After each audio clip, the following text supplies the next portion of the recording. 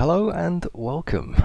I'm DDF Racer and it is currently 3:05 in the morning here in Brisbane local time. So I'm being a little bit quiet and I still have morning voice, but I also have a fresh coffee. So that is going to help very nicely with today's stream, which by the way is round 2 of season 34 of the SRC Academy. Good morning, good evening, Eaglecut. Thomas, good to have you in the stream, mate. Welcome along. Yep, we're going for round 2 today. Gonna get our SRC license so we can go racing in the Virtual Endurance Championship, and hopefully we can have a little bit of an incident-free race we did a week ago at Silverstone in the Porsche GT3.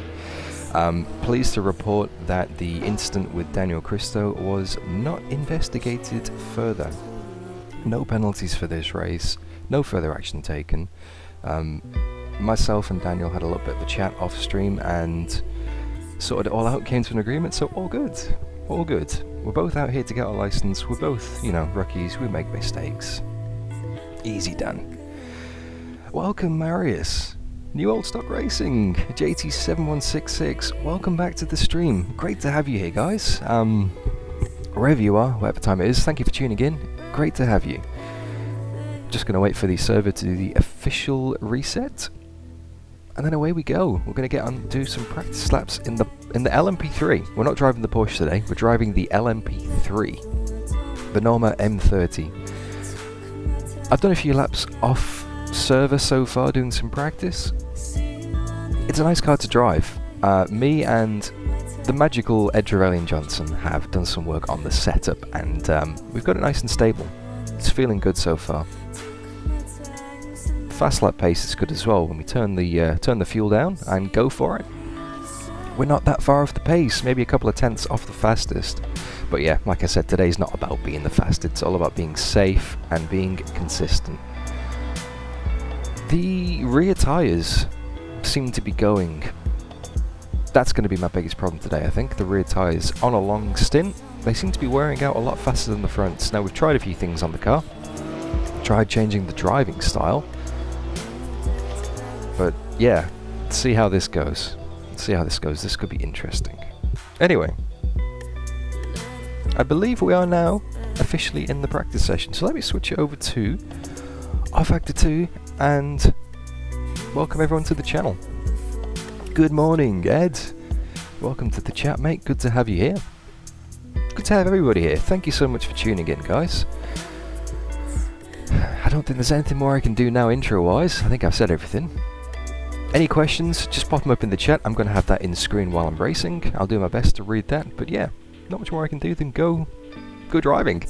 So let's pause the music, take our glasses off, do our little graceful shuffle. There must be a much more graceful way of doing this. And let's pop the headset on.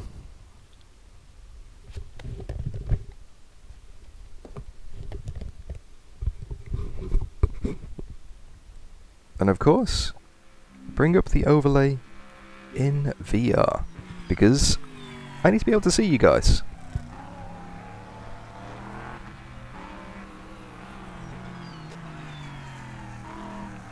There we go.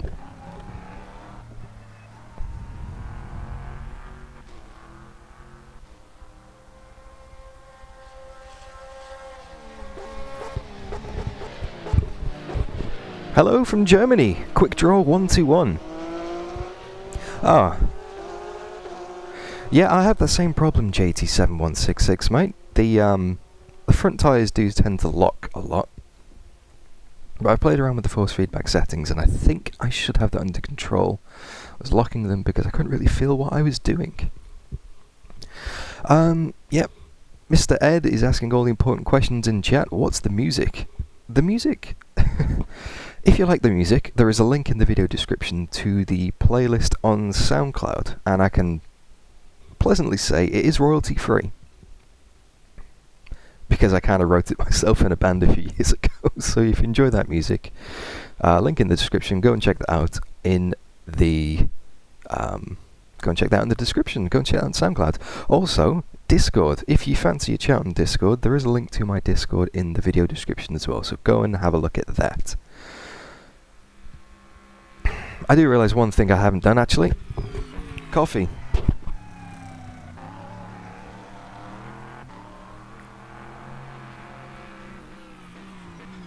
Ah, there we go. Now I'm ready to go and do some practice. Let's make sure we have our setup. Alright, wonderfully named setup. Yep, we got that. We got a full tank of fuel. Reset the VR view.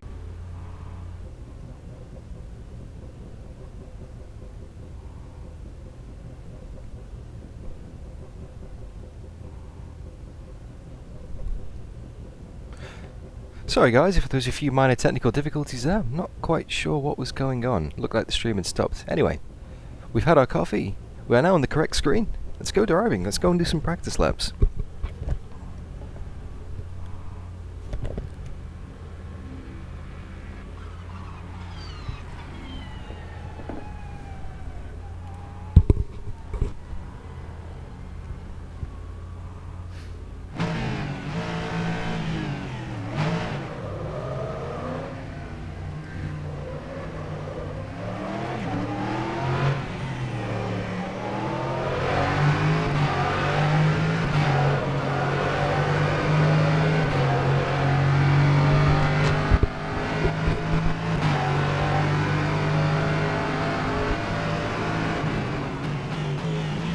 I have tanked the car.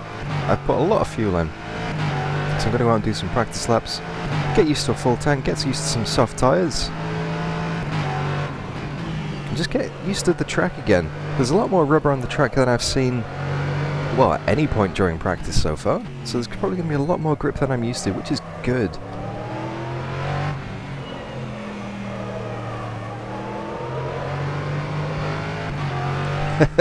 Yep, Ed with the plugs there.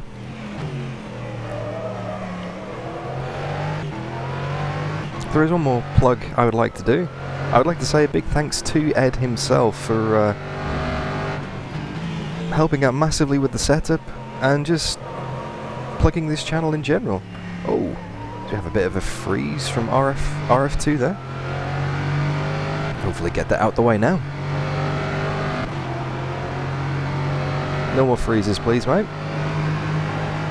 Welcome to the stream, Alderman. How are you, mate?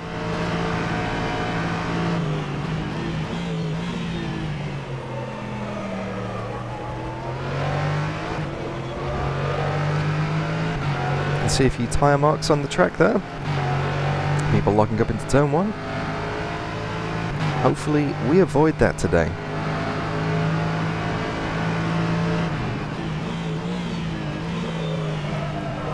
Because this car does not have ABS and it doesn't have traction control, although the server does allow a medium the server does allow a medium traction control setting, so we can kind of cheat, I guess, but then everyone's the same in the LMP3. You don't get the traction control normally in the normal car.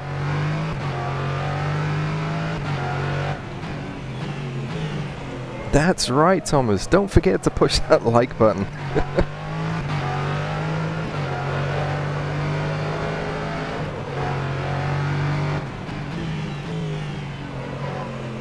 Got a yellow flag. One of the GT3s has got off ahead of us. Give him the space on the inside.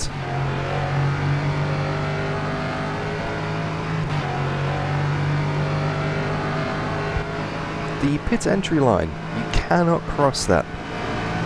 Hey, user one, welcome to the live stream.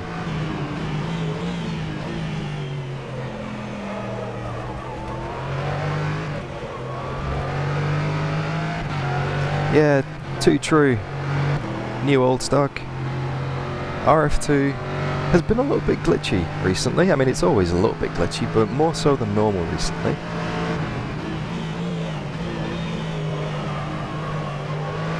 I had a practice stream last night, just did a one final push. And it actually reset my entire settings. So, yeah, had to reassign all my controllers, redo my graphics settings, my audio settings, my preferences, which is always what you want the night before you go into a race. But that's just rFactor 2. We all love it, yet we all kind of hate it at the same time.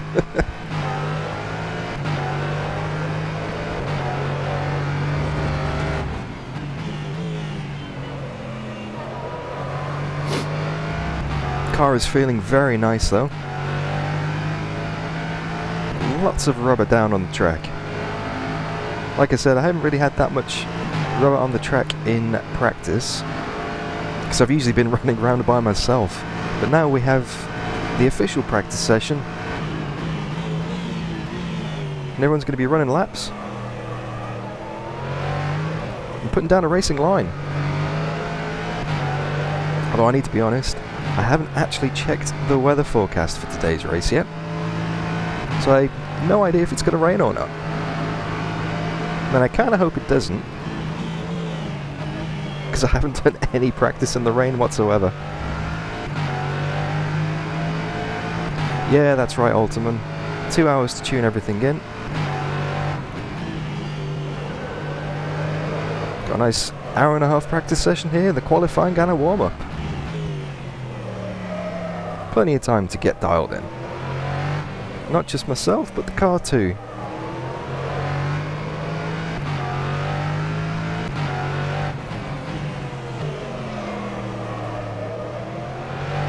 No rain forecast for the race. Awesome, thanks mate.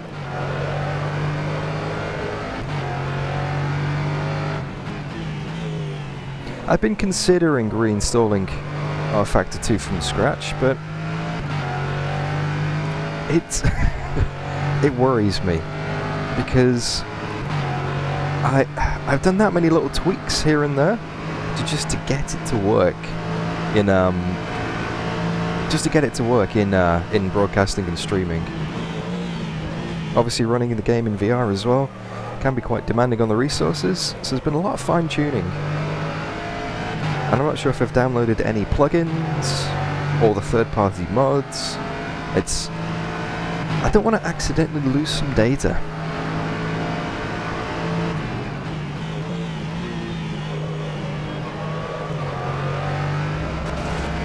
A bit wide there in turn 4.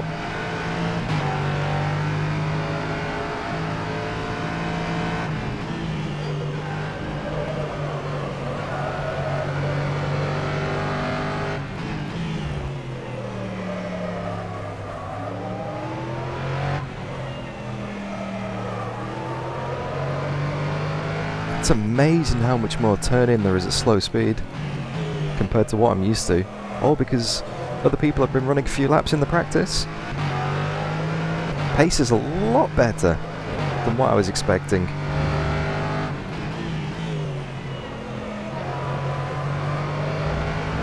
Last night in my practice, I was maybe just about getting into the high 1:27s. Whereas now we're down into the 120s, well, already in the 127s.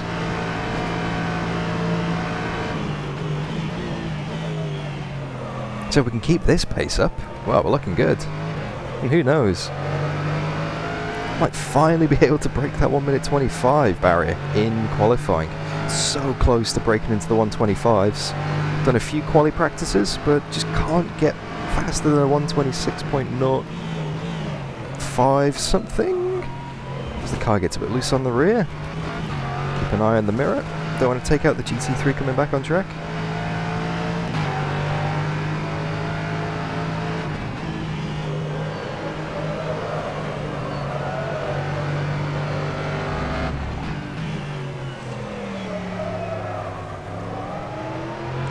I'm not too sure, user one, because to be honest the front tyres are biting more than they've ever bitten at any point before.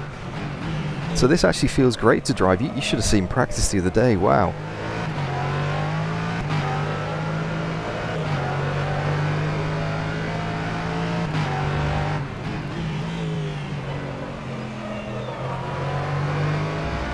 Yeah, I know what you mean, Ultimate. I had to drive the Porsche at Silverstone last week, obviously, and wow, the amount of work that went into getting that car not sliding.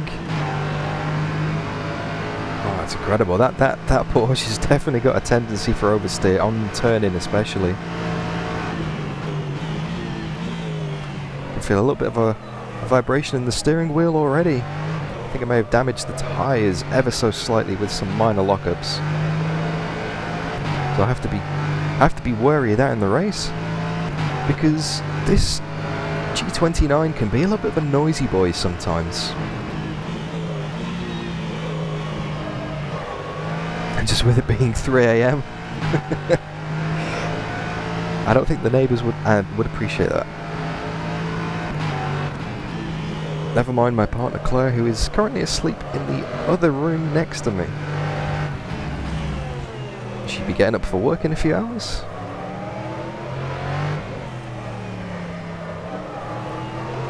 Unfortunately for her, she will be going to work today. It's a public holiday here in Brisbane today. The Eka Show Day, the Royal Agricultural Show Day. So if you're in Brisbane, you get the day off.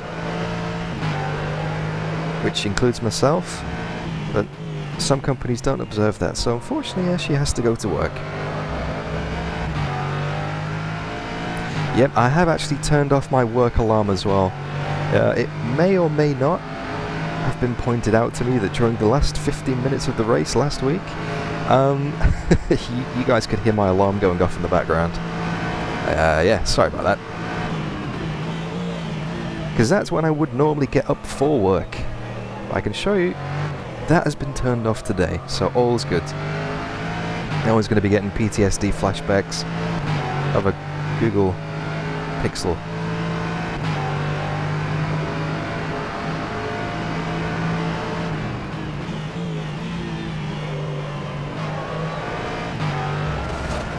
Ooh, bit wide again. Lost a few tenths in the first sector there.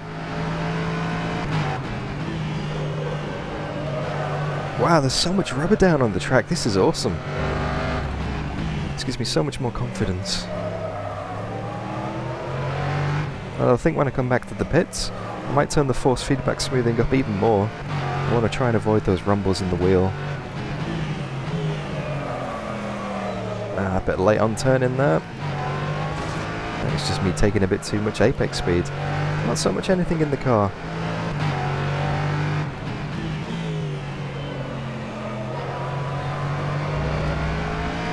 One of the very frustrating things about this circuit is you can have a fantastic lap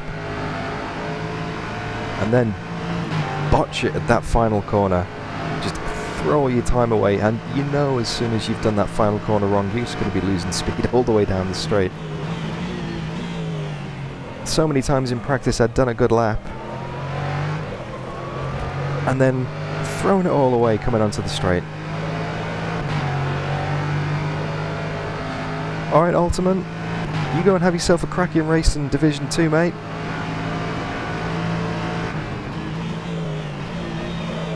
Thank you for tuning in so far anyway. You gotta go and get some practice done, mate. All the best, and yeah, hope to catch you again soon.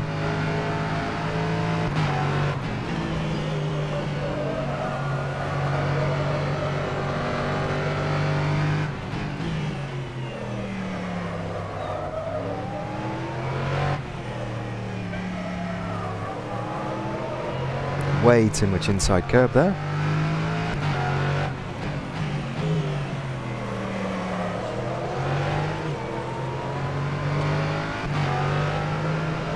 Yeah, the tyres do sound pretty painful in this car, Thomas. But because of the tendency for lockups, and because I want to try and avoid lockups in the race, I've actually pushed the tyre volume in the settings all the way to 200% and turn the engine down just so I can hear the tyres above everything else, to try and use that as some feedback. Woo! Okay, now the rear's starting to get a bit slidey now. You notice the tyre temperatures in the top right of the overlay.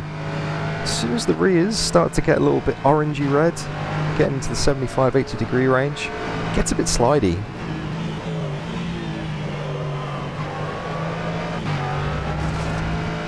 Which then means less grip and more slidey.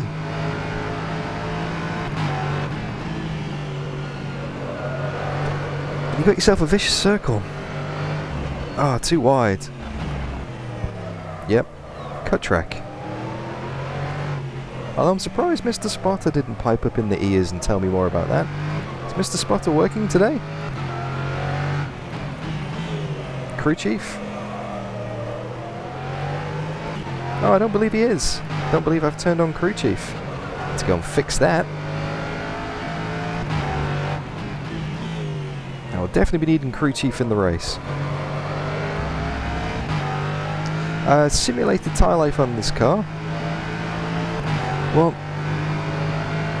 you can get about an hour's worth of fuel.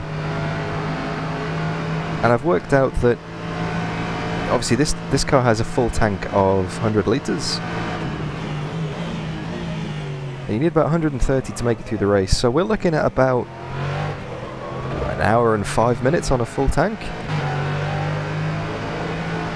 Soft tyres should be okay for the full distance.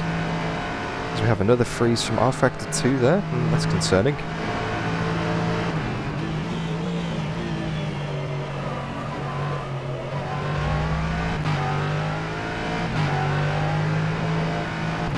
Yeah, soft tyres should be good for the race. I think I might come and change them at the pit stop.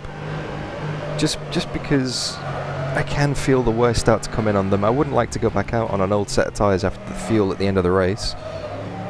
The rear does seem to wear out quickly, and the car gets a bit slidey. As you can probably see the transition in this stint so far, from the initial understeer to now the car's getting a bit loose. And if there's one thing you want when you're trying to be a consistent driver, it's not a loose car. So I probably will come in for tyres, but it's not worth putting on the mediums, I don't think. So we get another freeze from rFactor 2. Some funky's going on here. Not sure if you guys can see this on the screen, but that was 2 in a lap. Don't know if it's just because people are joining the server.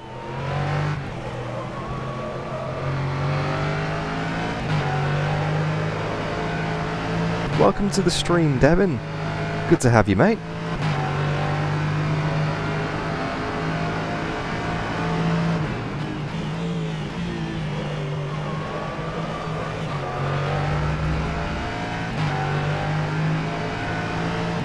Yeah, I did a test stream last night. No freezes, no stutters. Everything seemed fine. I haven't changed any settings since then, so I'm not quite sure what's going on. Oh, we have Daniel Christo 1 second behind us. Let him through.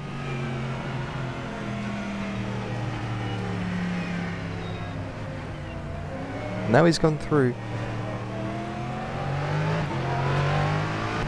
Yeah, I think we might have to come back to the pits and do a reset, mate.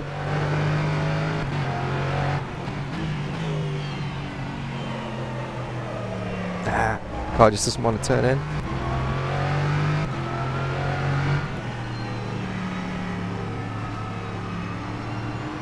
We had a few people join the server with fresh cars. Hence the cheese block looking things. They haven't loaded the models in yet.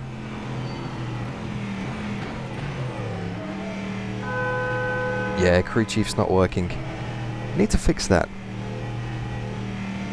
Also good pit stop practice though.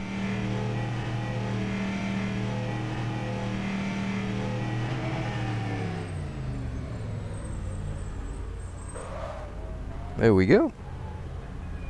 Alrighty, let's bring it back to the pits. And before I forget, I'm actually going to set that strategy. I'm going to put 30 litres of fuel in with 1 stop, because then I don't have to worry about it in the race. I've done my calculations before. 100 litres to tank it, so we can react to virtual safety cars, that kind of thing. The mirrors are already done, by the way, Ed. Mirrors are already fixed, so that is not a worry. And let me just check crew chief.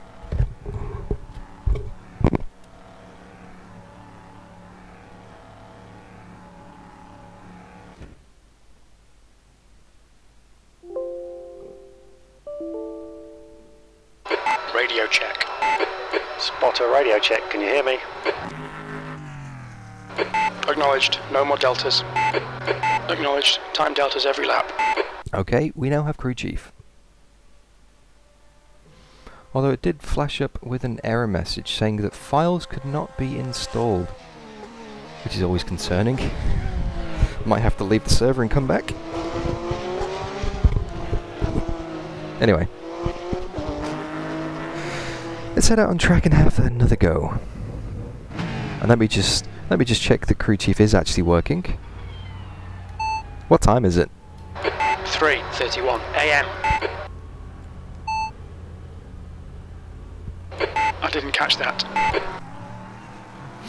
I just noticed that the talk to crew chief button is actually putting my headlights on. I think I may still be having a few issues. So, traction control. We're not using it that race. Power demand, first gear, second gear, first gear, starter. Headlights. Headlights where? That one. Wipers. Where this one? Request pit. Is that one? Traction control up. Traction control down.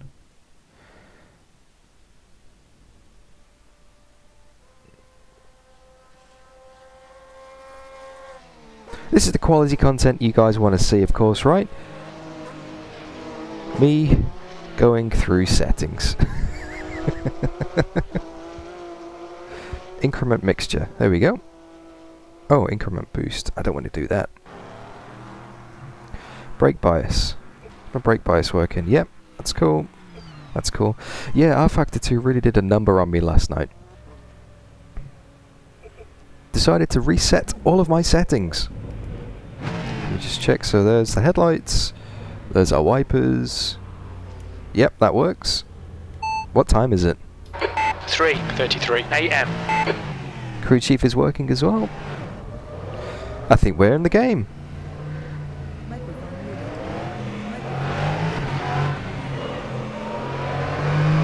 So let's see if the spotter comes up after a few laps. If not, I might do a quick disconnect, reconnect on the server, because I think I may need to restart rFactor 2 if I don't get any more times from the spotter. But this will be another good chance to check the lap time on high fuel. Now that the track's rubbing in a bit more and I've become a little bit familiar.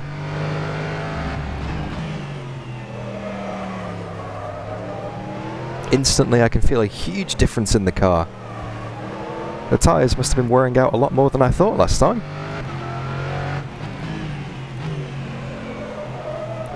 Feels like I'm on low fuel. We've only did 10 laps. Got to last about 40. I think the longest stint I've done is about 30 laps on these tyres, so we will be heading into the unknown. And I'm afraid to disappoint you, Thomas. You can't even taunt Ed while you're waiting for me, because he's gone. BRB. You're just going to have to watch me play around with settings. Anyway, let's try and get a good lap. Whoa. That was unusual. The car snapped on the rear.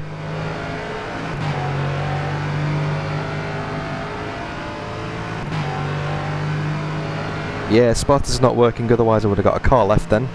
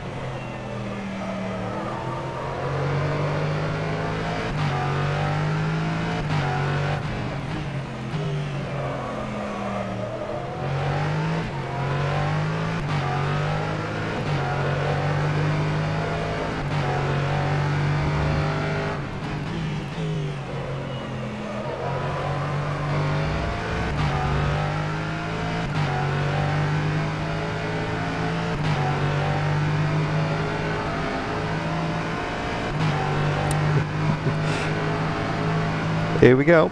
So, we're half a second up on our fastest on a full tank.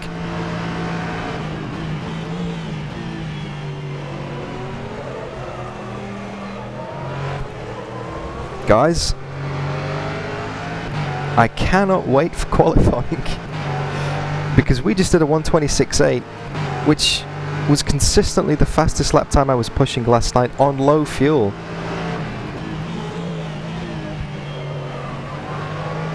We just did that on a full tank. 1:26.8.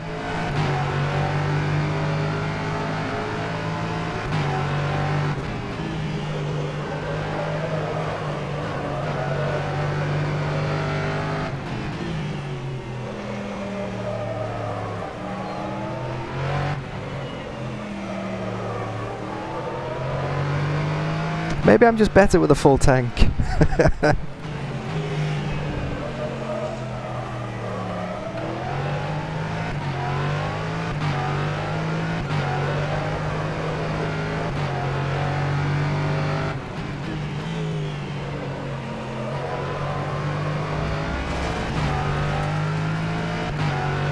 Hey Marius, welcome to the stream, mate. And yeah, that is correct. JT7166, mate. I might just call you JT from now on if that's cool. It's a bit of a mouthful.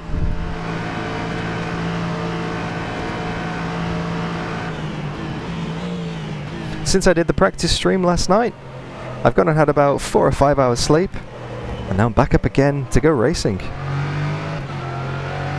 JT, that's a lot easier.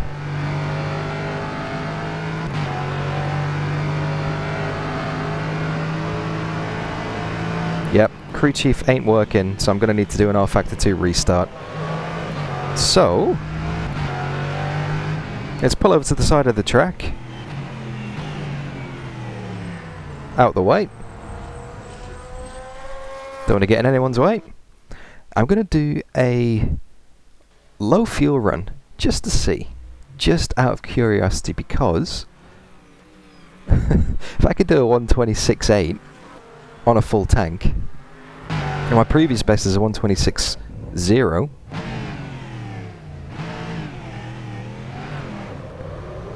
on low fuel, then oh, it would be nice to put in a fastest lap before we leave the server and rejoin.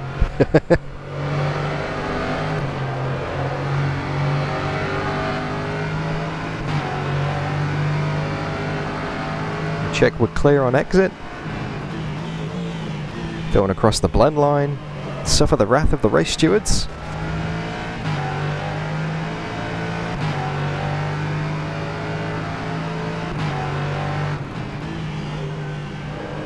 Turn off the head vibration in the settings. Yep. Is it a bit nauseating for you guys, or does it just help with the driving, or both?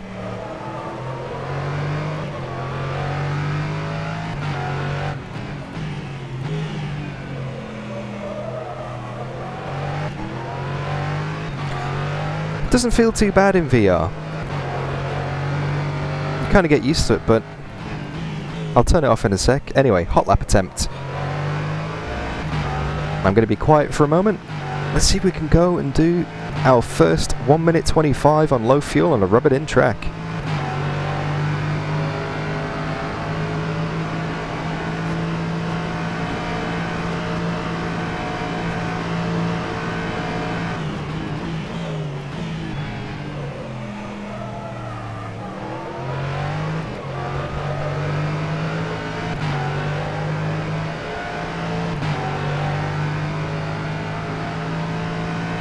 Looks like we might have a little bit of GT3 traffic to deal with.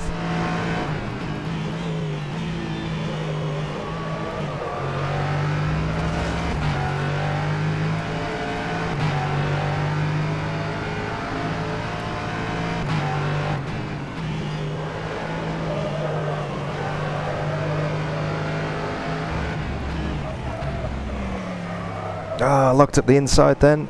Car just ploughed on.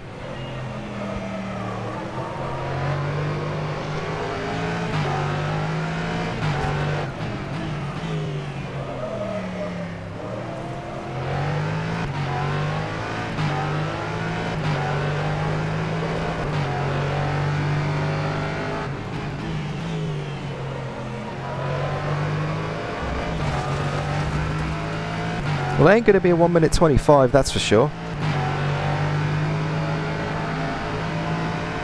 But I can see a lot of room for improvement, so I'm very confident we can break into the 125s.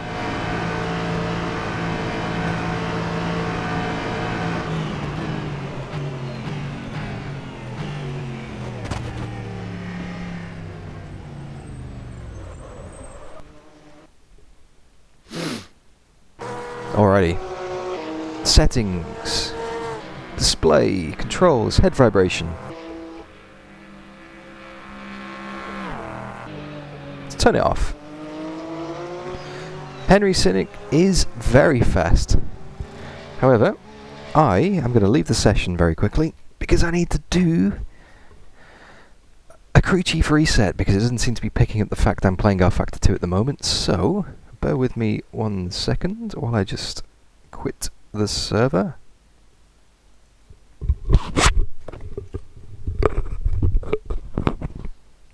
Oh, I can do a lot better than that lap I just did. Trust me.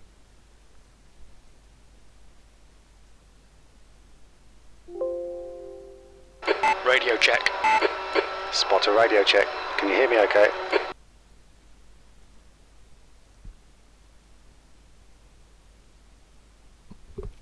Excuse me.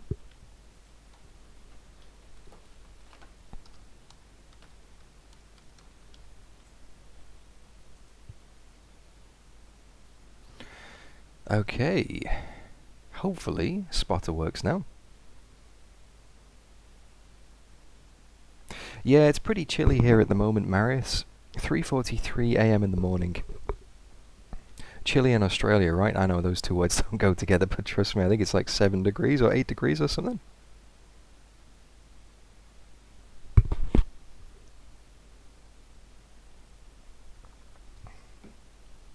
Alright, we're back in the game. Literally. Thank you very much everyone who has tuned in, by the way.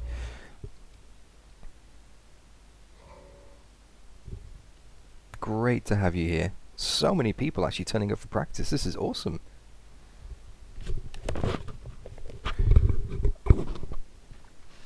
If you're enjoying the stream so far, then don't forget to leave me a like. Say hi in chat.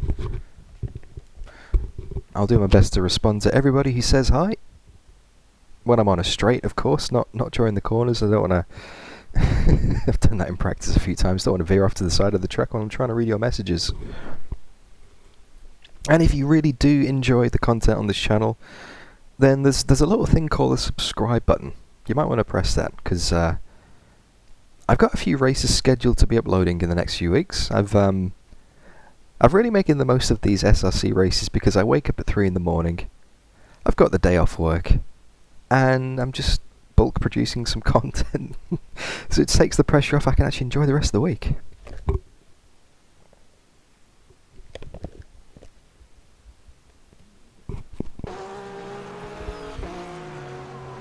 Snow?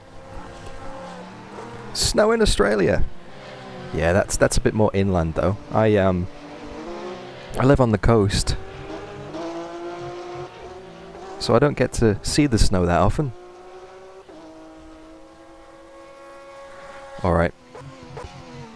Full fuel. And let's check the controls. Head movement, head physics. It's all off. Head vibration is off. Let's give this a go.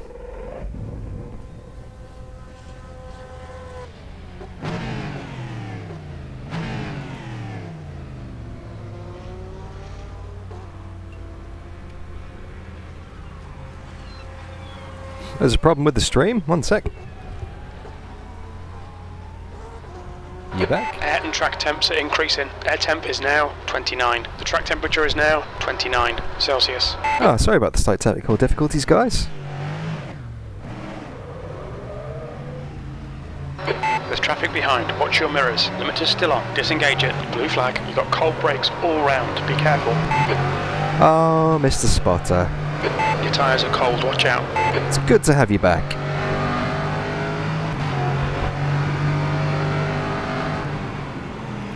On your right. The right side's clear. Blue flag. Let this guy past.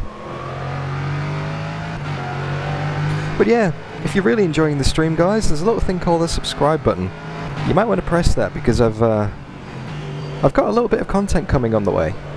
One of the good things about waking up at 3 in the morning to do these races is it means I've got the entire day ahead of myself, especially if I booked it off work or it's a public holiday.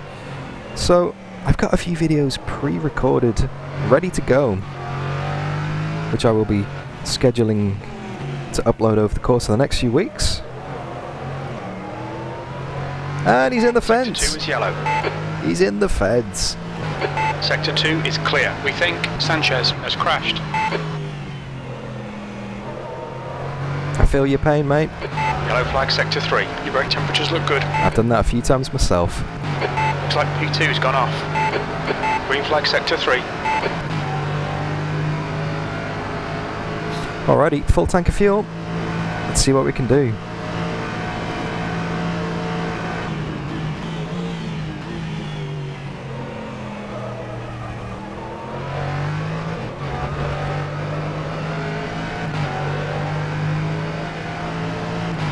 Of course, my delta from the previous time has gone, I believe. You're 2/10 off the pace in Sector 1. Oh no, my delta's still there. My lap time's still there, but my delta's gone. SimHub thinks this is a new session, so it got slightly confused. Sector 3 is yellow.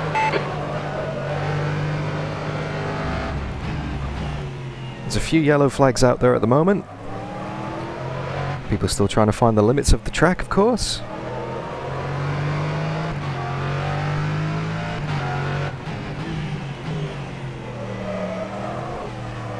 Wow. The car turned in a lot more than I was expecting then.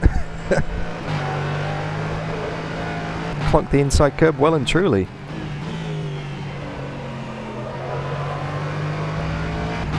Oh, it's amazing how much difference a rubbered-in track makes. It really is. The car is just night and day. Alright Dan, there's a car exiting the pits, heads up. Your lap time was 1:27.48. Sector 3 is a 10th off the pace.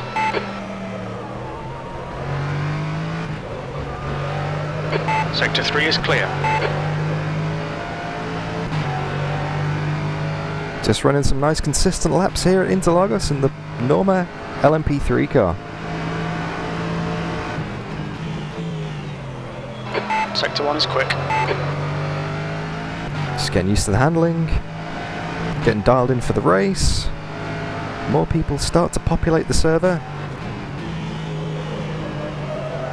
As we've now got 45 minutes left of this practice session. Getting closer towards qualifying, closer towards the race. And hopefully, fingers crossed, closer towards getting my racing license.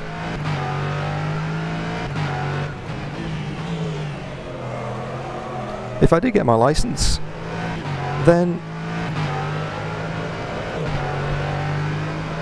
well,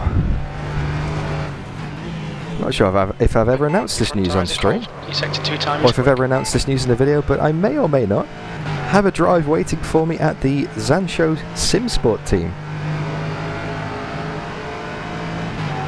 And I may be, hopefully, fingers crossed if all goes well, participating in the VLMC season this year. Sector 1 time is good. Sector 2 time is good. You're 2/10 off the pace in Sector 3. Yellow flag in Sector 2. That lap was a 1:27.00. Looks like the leader's gone off. I am getting married. I'm getting married to Zansho.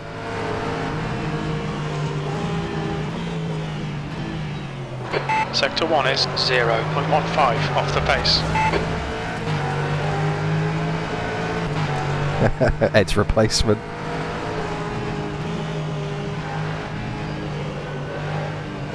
Not quite, unfortunately.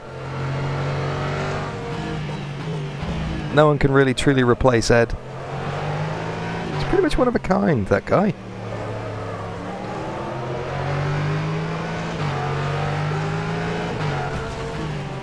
There's a Car on your left. But hopefully I will be joining Bryce.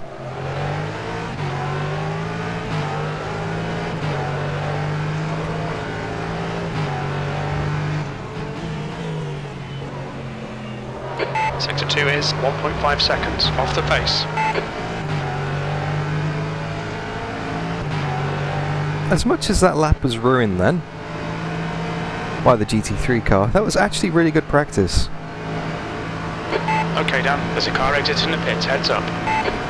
Sector 1 is 0.15 off the pace. Sector 2 is 1.5 seconds off the pace. You're 2/10 off the pace in Sector 3. That lap was at 128.63. Yeah. Yeah, there is a little bit of salt in the chat right now.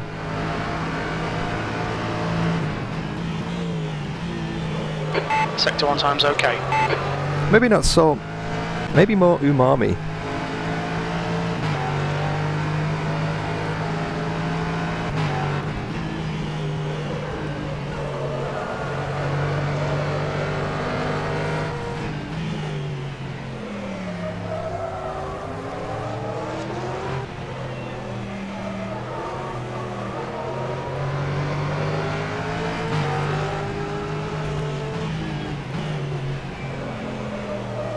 That Porsche didn't want to give me the inside line.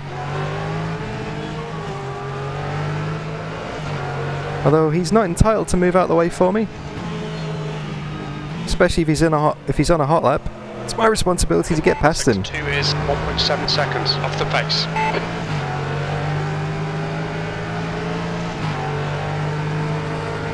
Car on your left. Left side's clear. Although, as Ed said off stream last night, as an LMP3 driver, it is my responsibility to make the GT3s curse my very existence. Sector 3 is So if I'm not forcing people off the track when I'm lapping them, Sector 2. You've just I must be doing something wrong. 129.33.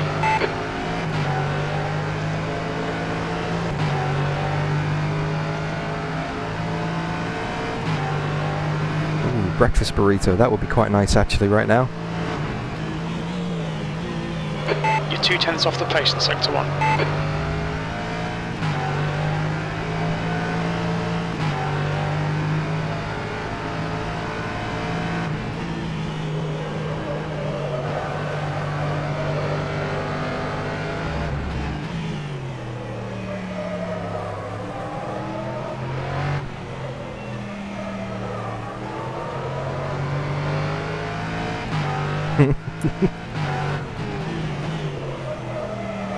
Ah, look, the inside there.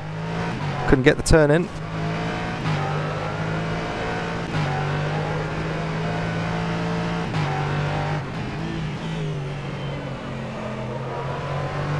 Sector 2 is 2/10 off the pace. Your tyre temperatures are okay. Hey Greg, welcome to the stream, mate. It's interesting you say that about the sound of the LMP3. I'm not a big fan, really. That lap time was 127.42. It's a very meaty sounding car.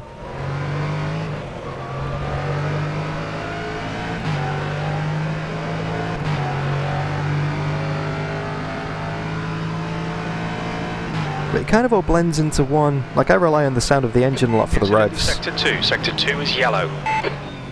Sector 1 is quick.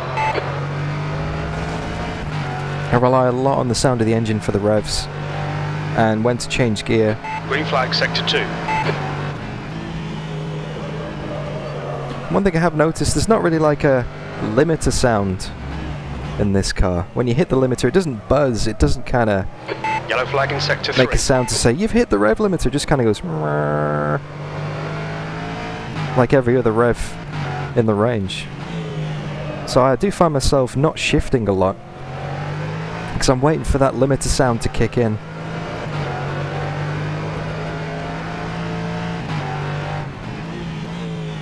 I mean, technically the actual sound of the car itself, yeah, I can't complain about that. Sector 2. But I guess I'm just... it's minor. It's absolutely minor, really. It doesn't sound bad.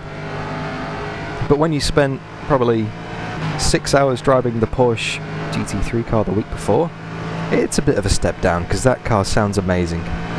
That was 127.26.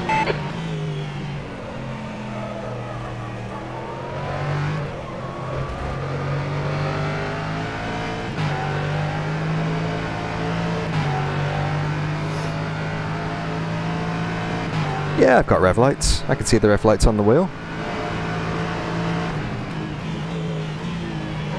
You're 2/10 off the pace in sector 1. Your front tyres are cold. But I've never really relied on the rev lights, really, to be honest, in my previous races. I guess just the way I've sort of learnt as a sim racer, I've just always listened to the sounds. I'm a very audio-based kind of person, I guess. I listen for the audio cues. The sounds of the tyres scrubbing on track. The sounds of the grass underneath my right-hand side tyres coming out of the slow left-hand hairpins. You know, all the cues to tell you how much of a wonderful job you're doing.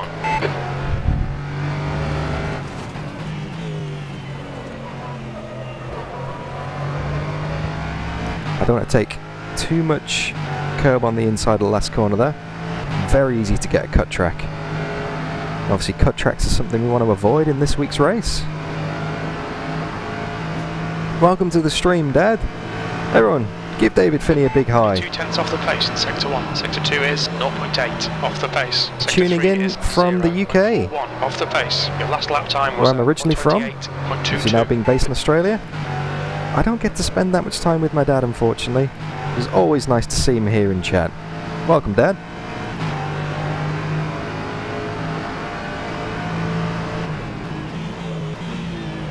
Sector 1 is 0.6 off the pace.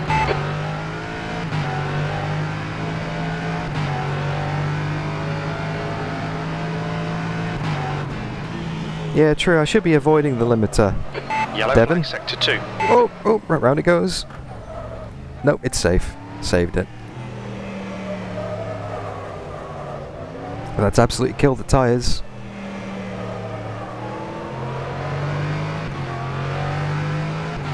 Yeah, I should really be shifting at the first red light, or the well, second red light is absolute peak revs, I guess. So as soon as the first red light comes on, better shift, hey? I mean, this is quite a torquey car after all, yeah? Sector 2 is 2.5 off the pace. So it doesn't really matter if I don't hit the limiter or get near the top of the rev range, because all the drive's kind of in the mid, I guess, in this car. Alright, let's give it another go. Sector 1 is 0.6 off the pace. Sector 2 is 2.5 off the pace. Sector 3 is 0.5 off the pace.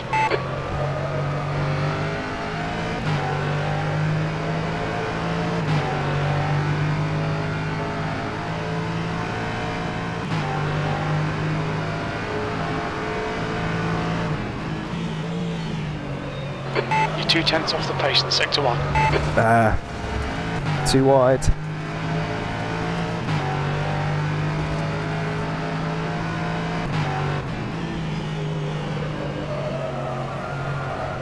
Too wide again. See, this is what I said earlier in the stream, guys. As soon as the rear tyres start to heat up, it just gets ridiculously slidey. And then you lose so much more speed, which means you slide even more, which heats the tyres up even more, wears the tyres out, which makes them slide even more. Vicious circle. So yeah, aim of the mission today Sector 2 is 1.2 off the pace. is not to slide this car. Well, actually there's several aims of the mission. Not slide the car, not lock the tyres, stay out of trouble, don't crash into anybody. Which is not as easy as you might think. You're 2/10 off the pace in sector 1. Sector 2 is 1.2 off the pace. Sector 3 is 0.37 off the pace. Your lap time was at 128.58.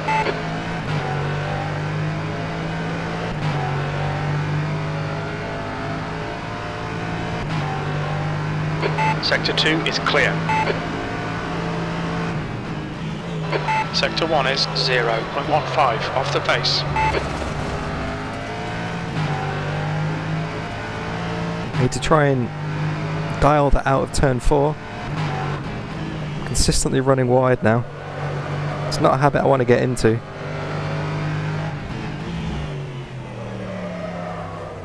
And also need to brake a little bit early for the right hand hairpin there. Turn 7, I believe.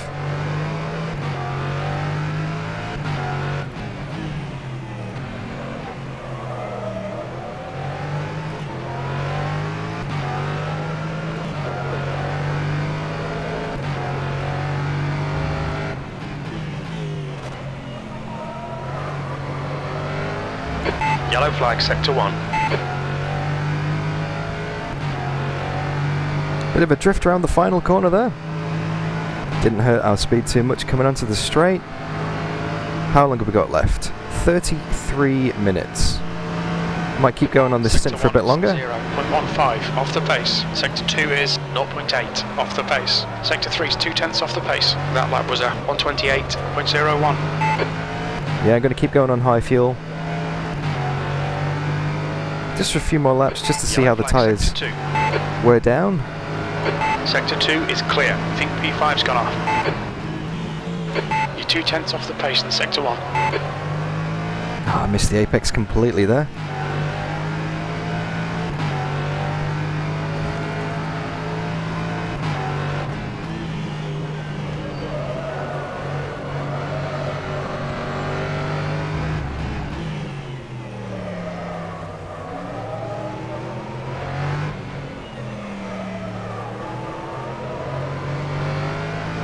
That felt better.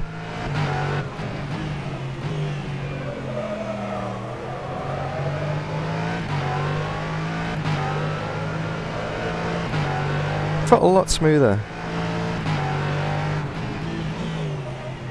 Your tyre temperatures look good. Whoa, Sector 2 is lots of understeer then. Pace. Fuck's sake, Dan. Come on, man. Watch them track limits. This lap won't count. Yeah, it looks like the car's definitely losing grip. We're only a few laps into this stint. I'm going to have to dial it back during the race, I think. Play it a little bit more cautiously. Just done a 129.58. Sector 3 is 1.8 seconds off the pace.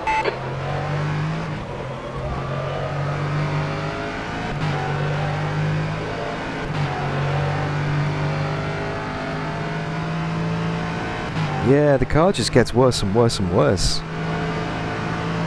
Miss a braking point, miss an apex, just keep it in mind for the next lap and just dial it back a bit.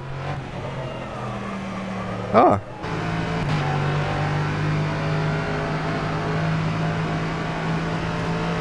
Great tips, Devon. Thanks, mate. Sector 3 is 0.49 off the pace. So I'm not going to put as much strain through the tyres. By having proper braking points, proper apexes, and proper car control, just generally being a better driver. And reduce the load in the tyres, reduce the tyre wear, and just have a much happier existence. Car on your left side, you're clear on the left. And there goes Henry. I could see him storming up behind me in the mirrors there. He must be on fresh tyres or something. He's a lot faster than me at the moment. Didn't want to get in his way.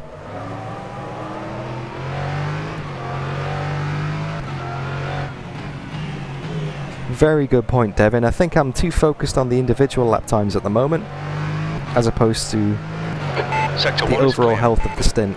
But hey, this is what going through the SRC Academy is all about, right? It's all about becoming a better driver. All about learning.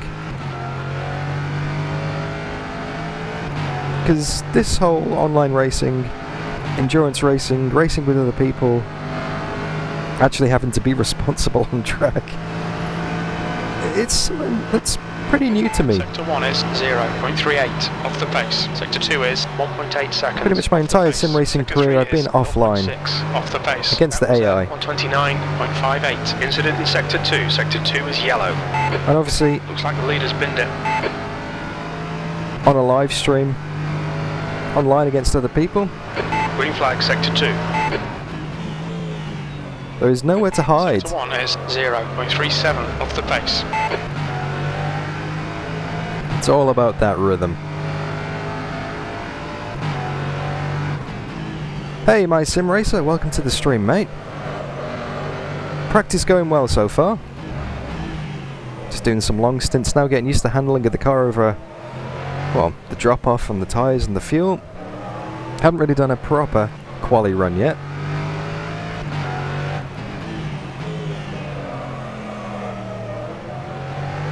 But 1 minute 27s is a consistent time for a race pace on a full tank.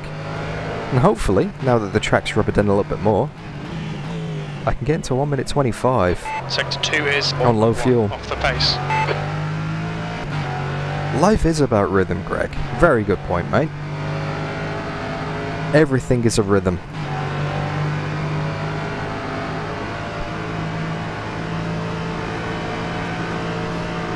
Thomas. That last lap was a 128.11.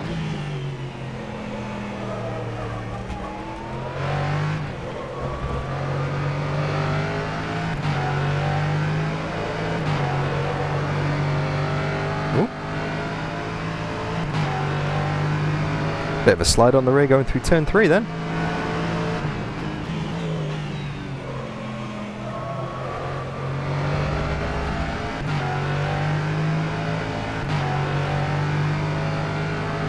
See, that's the problem, Devon. You don't use Google, mate. Green flag sector 3. You used to use Ask Jeeves.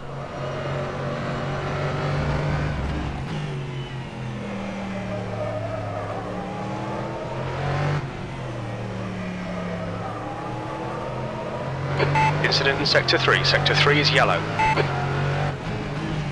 Oh, Jimmy Allison has joined us in chat. Welcome, mate.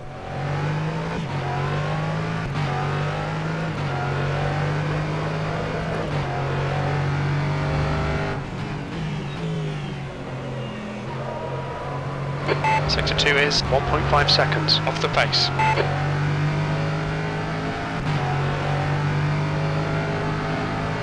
For anyone who doesn't know, Jimmy Allison is the head honcho, the El Numero Uno of the Virtual Endurance Championship Sim Racing Academy. Lap time was 128.75. Race director. All around good guy. I'm not just saying that to get brownie points.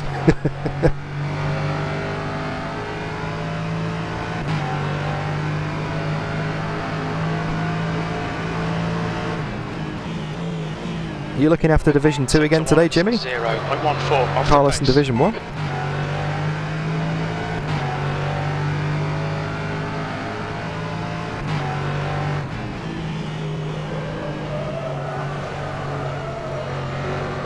Whoa! Big slide on the rear.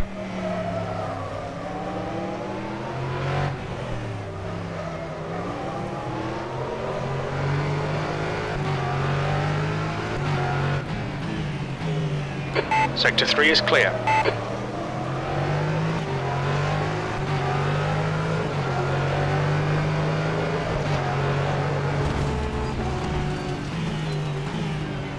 Bit too wide there. Sector 2 is 1.7 off the pace. Bar on your left. Be on the left. Thanks, Felix. Incident in Sector 1. Sector 1 is yellow.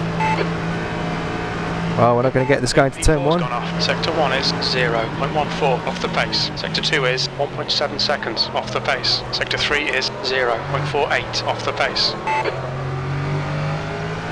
This is all good practice, though.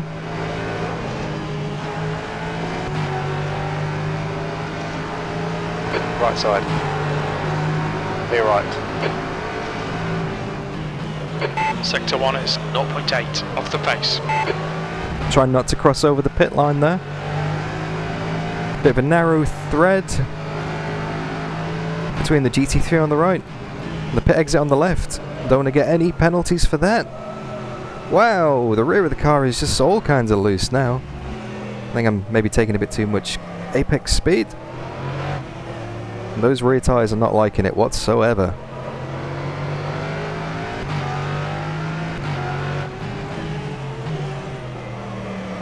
Yellow flag in Sector 2.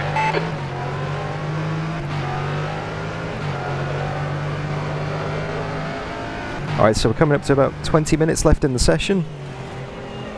Do a few more laps on this stint. Sector 2 is 2.1 seconds off the pace. And I'll come and practice my pit entry. Need to nail the braking point coming in for the pit stop. And I'm going to do some qualifying practice. Okay, Dan, there's a car exiting the pits, heads up. Sector 1 is 0.8 off the pace. Sector 2 is 2.1 off the pace. Sector 3 is 0.37 off the pace. You've just done a 129.59. Yep, the rear's definitely loose now. We need to be wary of that as we go later into the stint.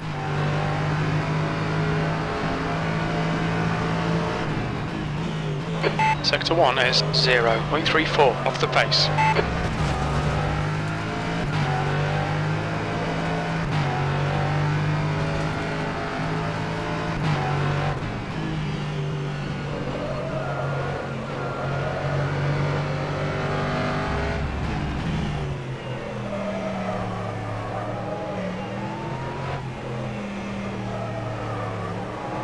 It's amazing how quickly this car drops off.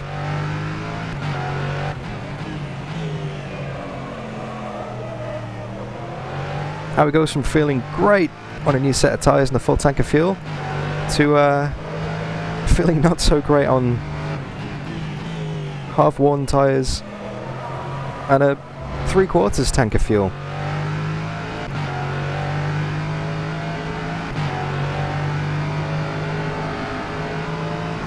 Okay, one more lap on high fuel and that leaves us with some quali practice. Sector 1 is 0.34 off the pace. Sector 2 is 1.8 seconds off the pace. Sector 3 is 0.6 off the pace. Your lap time was at 129.15. Green flag, Sector 2.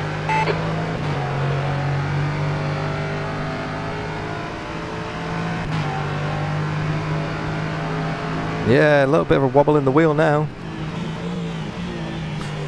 Sector 1 is 0.5. I think that's just damage to the tyres, whether it's just a lockup or general tyre wear. But yeah, my G29 does not approve.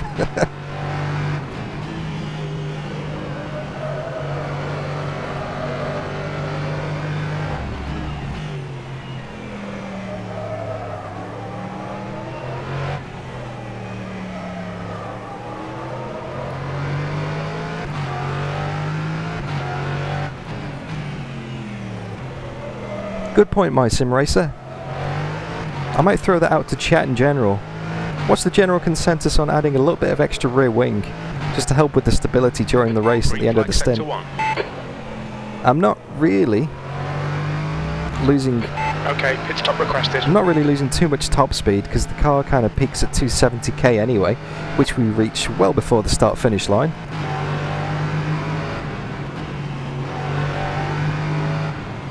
Keep it between the white lines. Box in 350 metres. That's 20 minutes to go.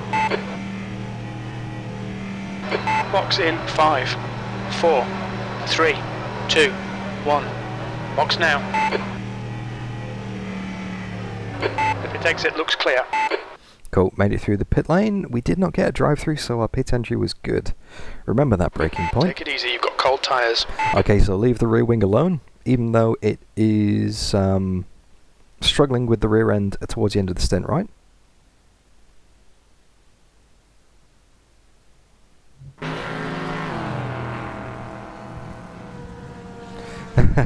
Was that the new Code 80 countdown? Maybe, Jimmy.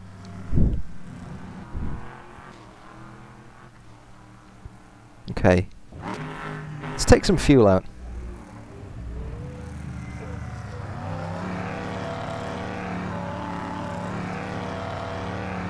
Oh, a Jimmy spotter pack would be pretty good.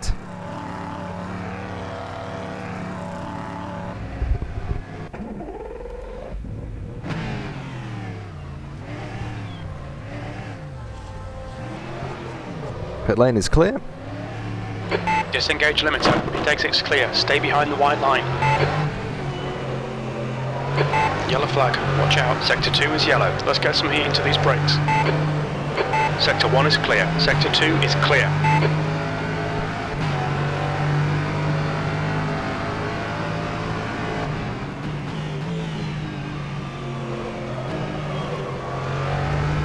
Okay, so Henry's using first gear a lot through the hairpin.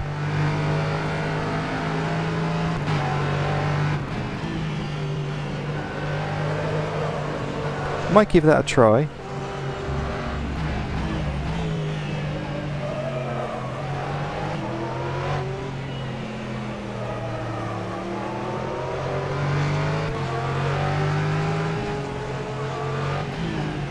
mean, I definitely use first gear a lot through this corner.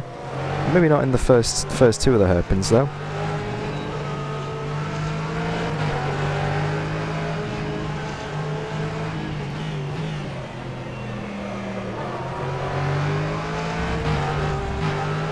Yellow flag in sector 1. On your left. Still there. You are clear on the left. Okay, here we go. Qualifying sim. P3.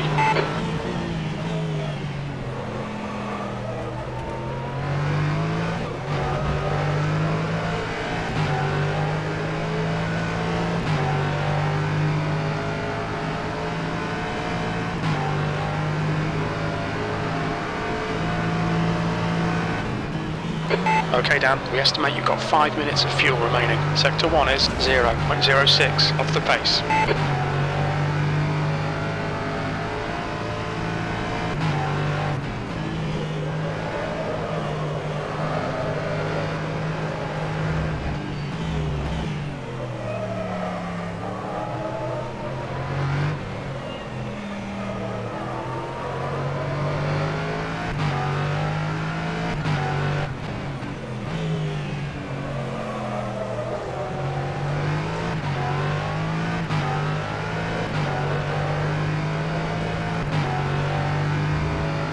Sector 2 is yellow.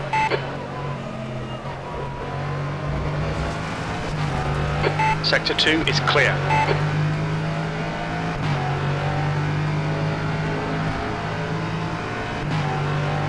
Could definitely do that last corner so much better.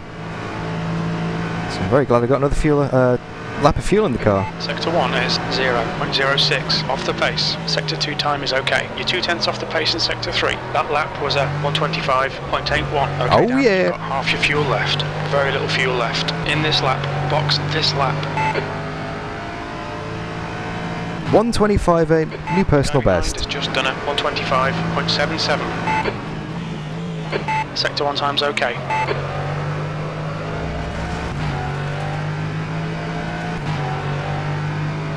Yellow flag sector 2.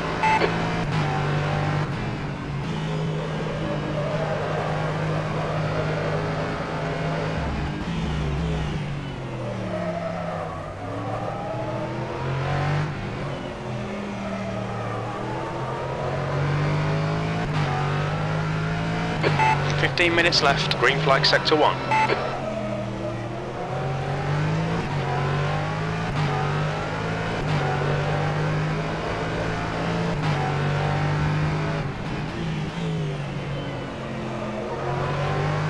Sector 2 time is okay.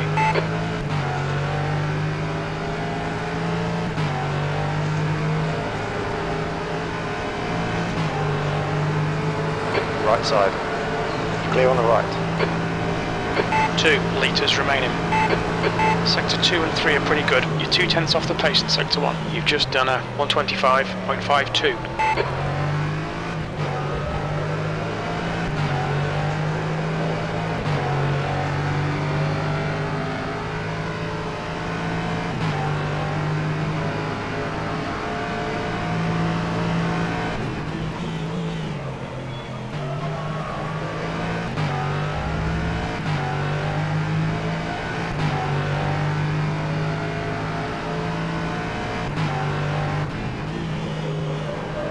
One litre remaining.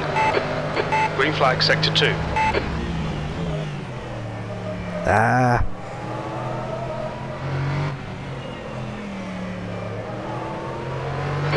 Okay, pit stop requested.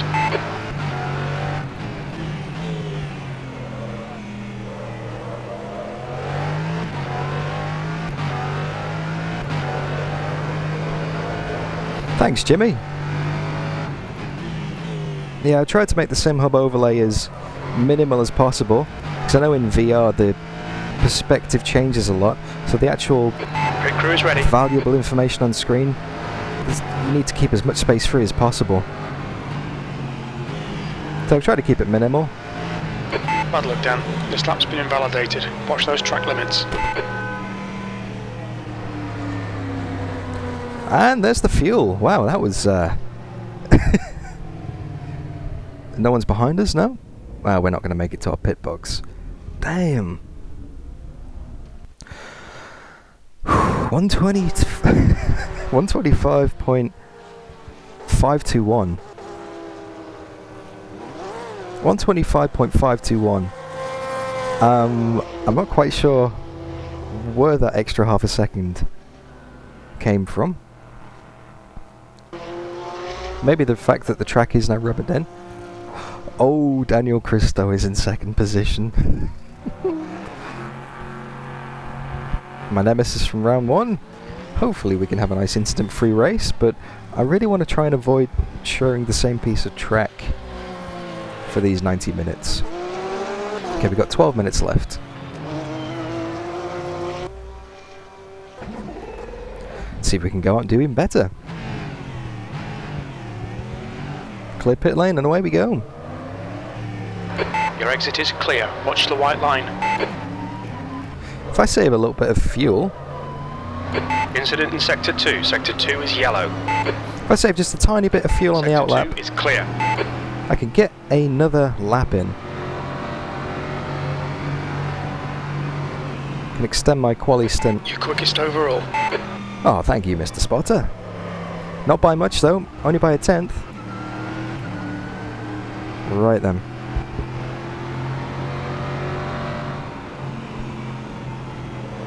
The guy behind has just done a 125.61.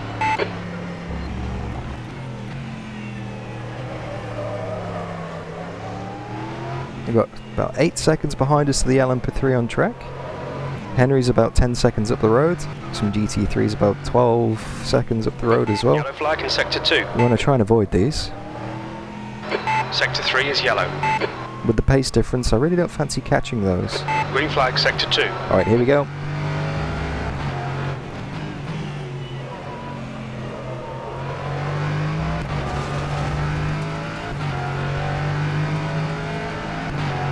Do some more qualifying simulation. 10 minutes left in the practice. I think this is probably going to be our last stint.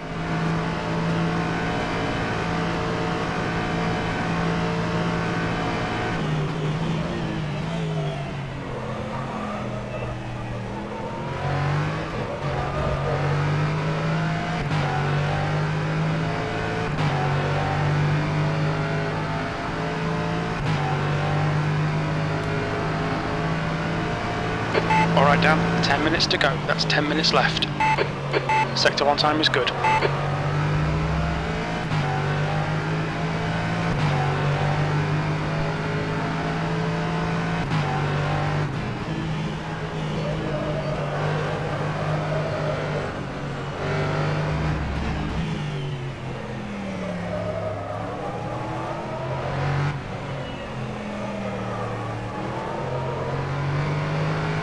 Green flag, Sector 3.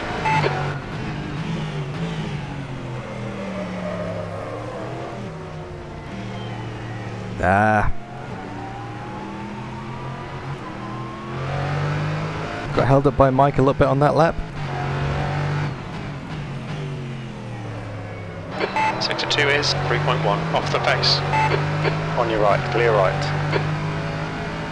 Then he goes and botches it at the final corner and gives us a clean entry to the lap. Let's try again. Is the car rejoining? Let's give that another go.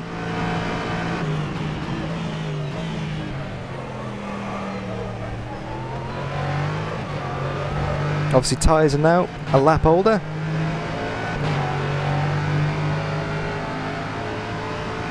And fuel is 1 lap less as well.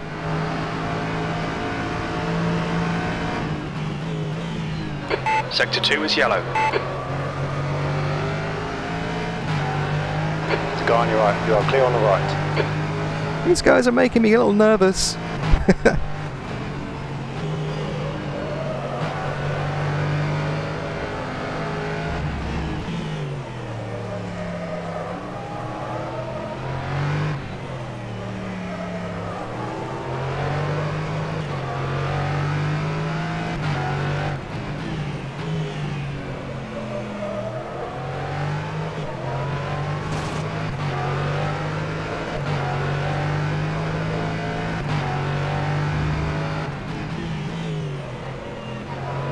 Sector 2 is 0.6 off the pace. Wasn't as good as my original lap. Incident in Sector 3. Sector 3 is yellow. 2 minutes of fuel remaining. We're still going to fuel for another lap though, because we saved a bit on the outlap. Let's give it one more go. Time was at 126.00. Sector 3 time is fast. Okay, Dan, we're running on fumes, mate. In this lap, box this lap.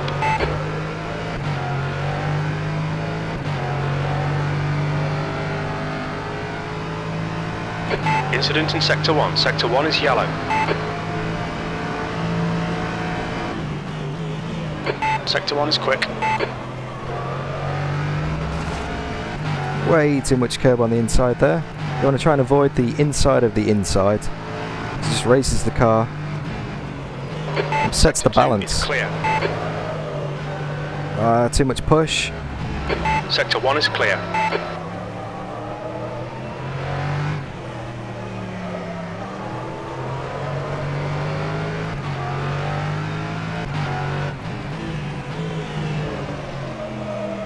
On your left. You're clear on the left.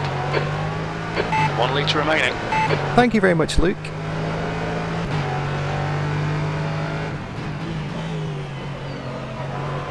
Sector 2 is 0.31 off the pace. Steady on, Mr. GT3. That could have been an accident.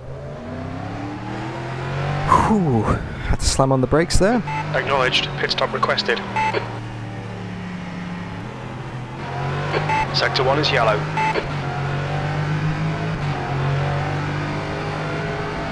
Watch those track limits.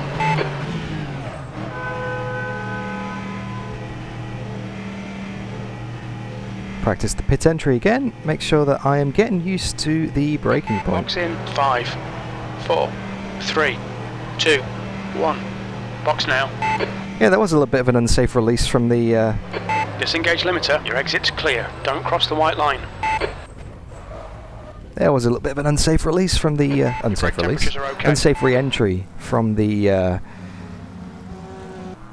from the GT3 car then.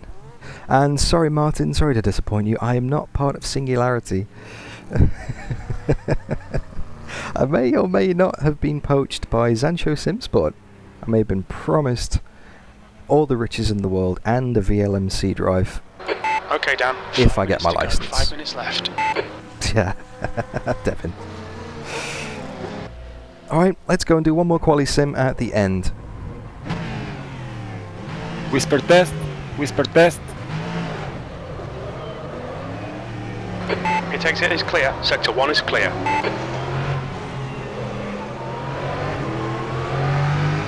We need to get some heat into these brakes.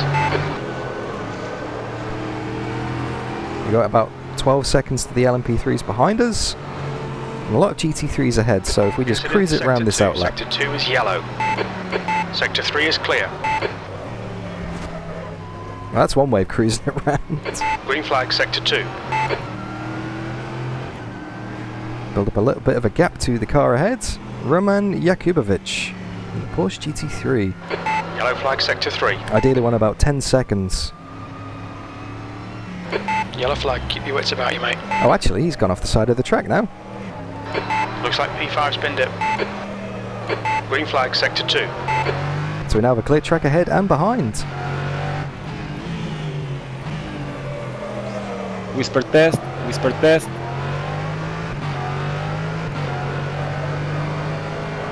Sector 3 is clear. That is the voice of Carlos, the race director. Where am I going? Where the hell am I going?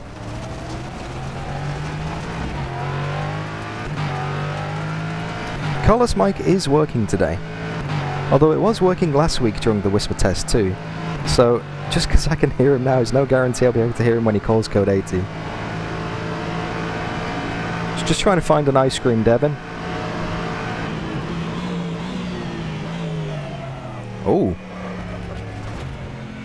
Something's odd. Yellow flag in Sector 2. Slap will be invalidated. Watch the track limits. Something's a bit odd. 2 times in a row the car didn't really want to brake then.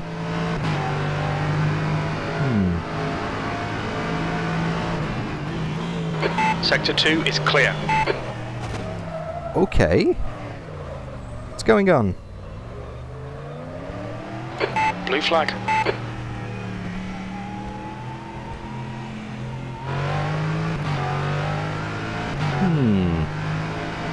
The guy behind has just done a 125.61. Not sure if something's going on with the car here.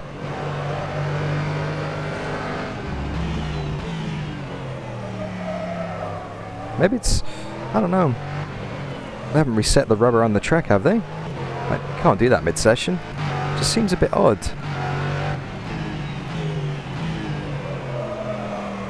Yeah, very lucky not to have walls close to the track there.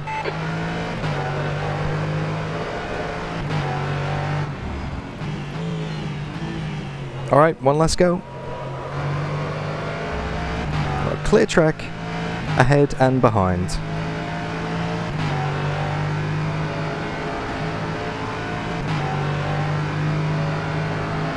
Alright. Thank you so much for watching, guys. Great to have you here.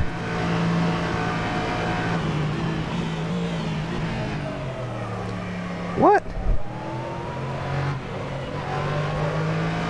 Didn't feel like I braked any later than normal. Just doesn't seem to be slowing down the car. Very odd. Hello everybody and welcome to the second race and final race of the Sim Racing Club Academy season 34.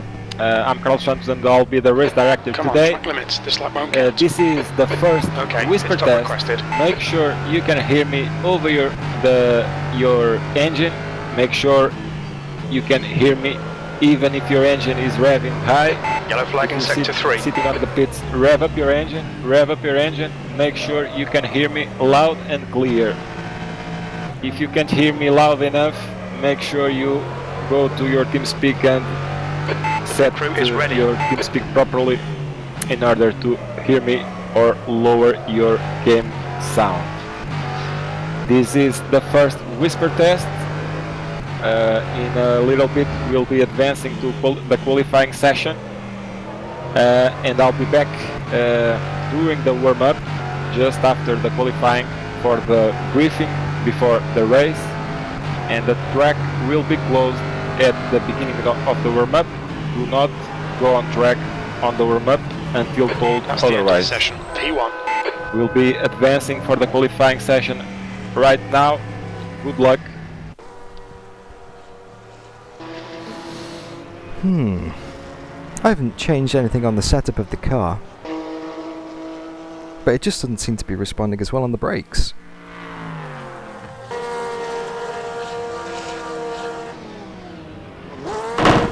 The apex has definitely been moved, Thomas. That is the reason.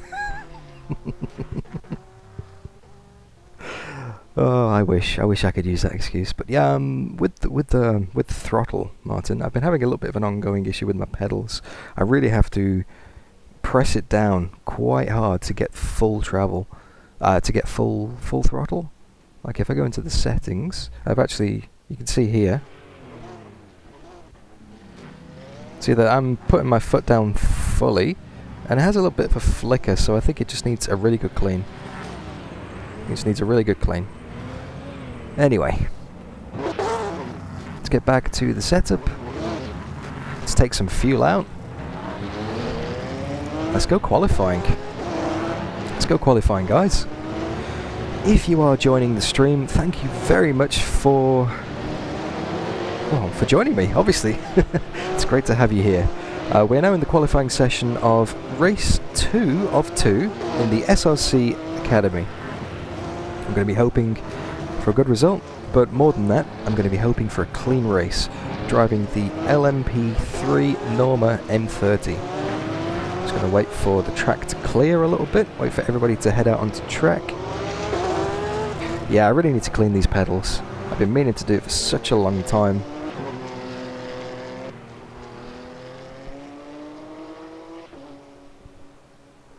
Wait for the track to clear a little bit. Ah, the sound of silence around Interlagos. G29, yep, JT, yep, my sim racer. I really do need an upgrade at some point. I've been thinking about getting an upgrade.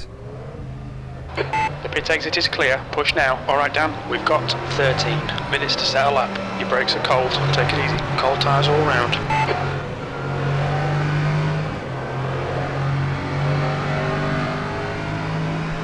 I've been pretty much Logitech throughout my entire sim racing career. Started off on a G25 with the original rFactor about 10-15 years ago. Progressed to a G27, now on a G29. I actually kept my shifter from the G27, but hardly any of the cars that I drive require H-pattern gearbox. It's all paddle shifter, so I don't get to use it that much these days, apart from Dirt Rally, which I will most definitely be trying out now they've released the VR update for Dirt Rally 2.0.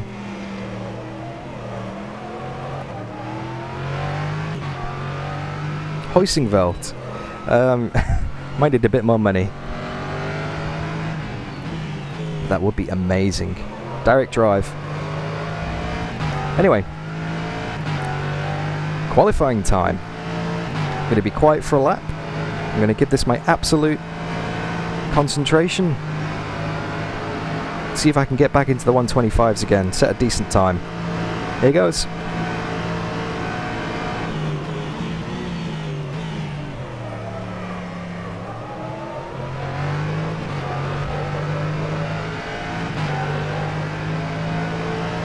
Something's going on with the brakes. Maybe wind direction, temperature, something's changed. Just done 126.92. Sector 1 time's okay. Yellow flag in sector 3. The guy ahead's lap time is a 128.58. The guy behind has just done a 126.00.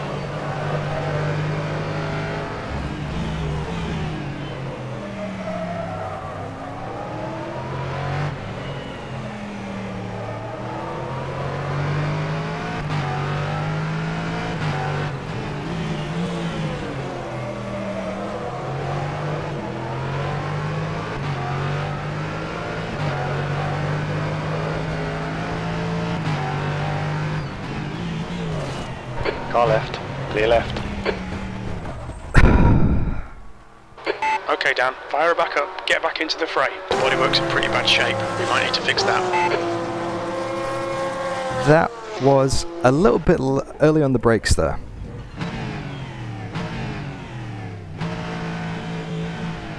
Wasn't expecting that guy to brake so early. Heading into the final corner. Limiter. The pit exit's clear. Green flag sector 3. Thanks for the tip, Ed. 5 minutes 30 is the last. That's Luke ahead of us.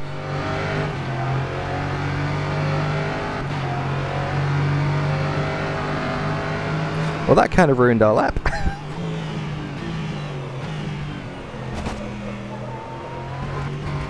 Yellow flag. Yeah, very true. Was a little bit cheeky. I think I'll be giving him a little bit more of a gap this time round.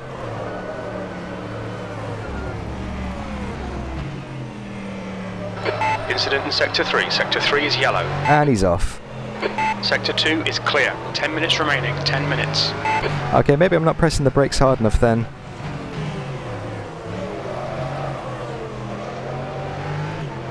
Okay, cool. We'll push the brakes harder. The guy behind has just done a 127.00. Sector 3 is clear. Here he goes.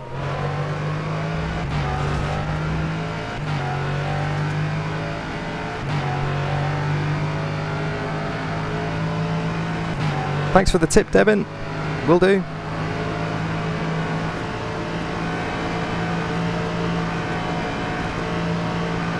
th place. Yellow flag sector 2. Green flag sector 2. Bit of a stutter from rFactor 2 there. Managed to get away with it though. Sector 1 is 0.26 off the pace. Incident in Sector 2. Sector 2 is yellow. This is proving to be quite Leader's just done a problematic qualifying. 126.00. Green flag, Sector 2.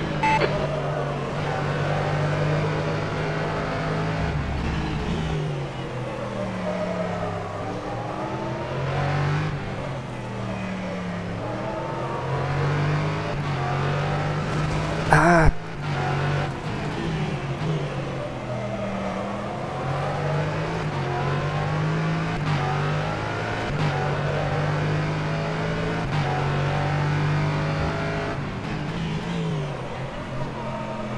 Your Sector 2 time is quick. Yellow flag in Sector 1. I think P4's binned it.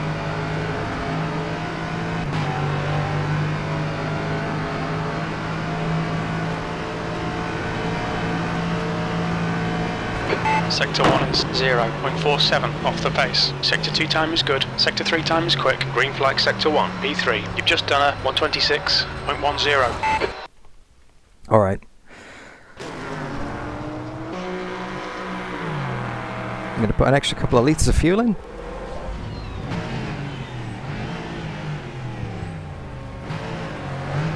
We're only a tenth off the pace. Exit's clear. Push. Yellow That was a flag pretty in horrible Sector lap. We're now in third position. Just need to find a clear bit of track. 2. Sector 2 is clear. Yellow flag. Caution. Looks like P3's gone off.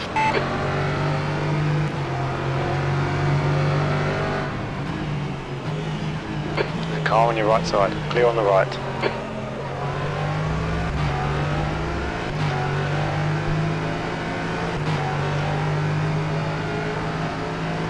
Yellow flag Sector 2. The guy behind has just done a 126.11. Sector 2 is clear.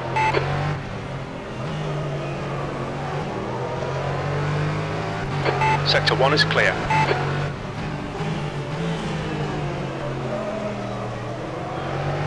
Just need to get past these GT3s. I'll get this good on the straight. Yellow flag Sector 1. Looks like P4's gone off. Alright. Right side's clear. Hopefully this guy doesn't harass me too much into the first few corners. If not, we'll get him on the second straight.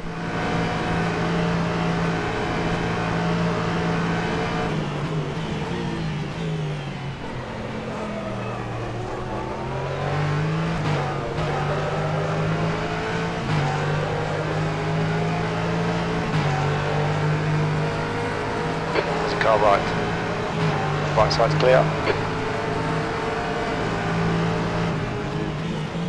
Sector 1 is quick.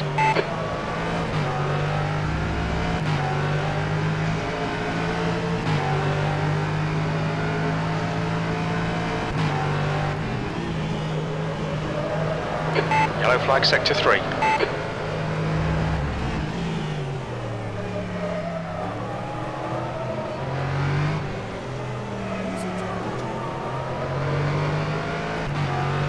The leader has just done a 125.85. Green flag Sector 3.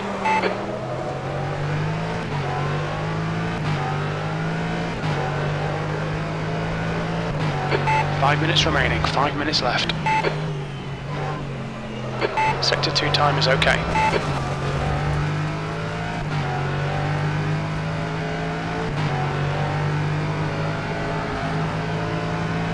And we're going for the line. What kind of time are we going? You're 2/10 off the pace in Sectors 1 and 3. Your Sector 2 time is quick.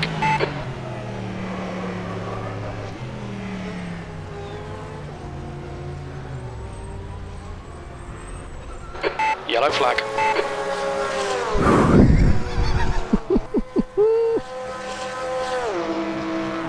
You've got time for one more lap. The guy Okay. behind has just done a 125.78. I believe that's pole position. Disengage limiter, there's traffic approaching. Watch your mirrors. Green flag Sector 1. Go faster. Will do. Provisional pole. Welcome to the chat, by the way, Ed. Everyone, Ed Trevelyan Johnson has joined me in TeamSpeak. So, You can now stop giving him salt in the live chat. Start giving him salt in TeamSpeak. Thanks for joining, Ed. That's alright. Yeah, just let me know when you're entering the third sector and I'll shut up. I think I'm going to be pretty quiet if I'm still here during the race, because I think you tend to do better if you're not distracted by me saying stuff. Fair point, mate. Always nice to know that you're there, though. Always reassuring. Well, I can tell you important stuff if I see it. Yeah. Let's see, we got about 3 seconds to Ben ahead of us. Give him a bit more space. Got plenty of gap behind to the GT3s. Alright. Yellow flag, sector 1. Final corner, here we go. One last lap. P3 spinned it.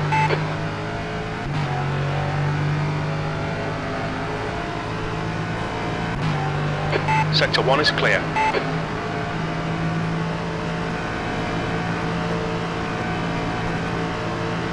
P2.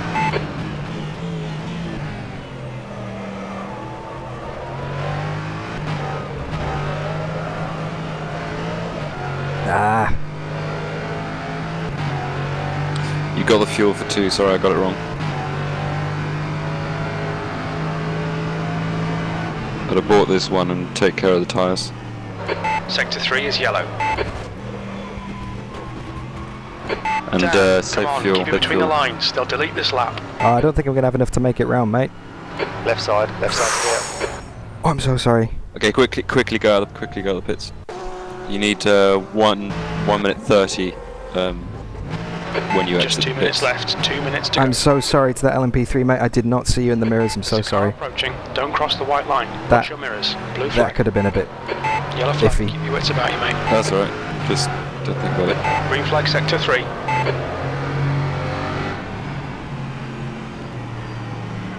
Right side's clear.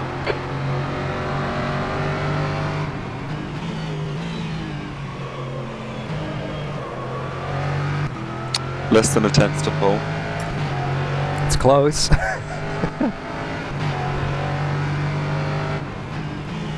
Green flag, sector 1.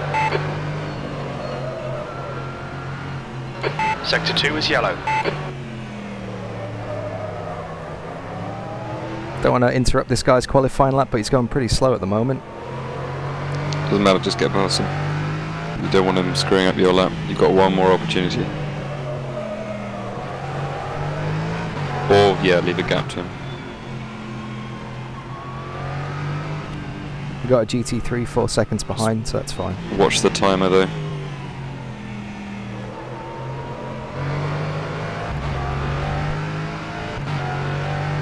I got plenty of time to get across the line. Oh, he's coming in the pits.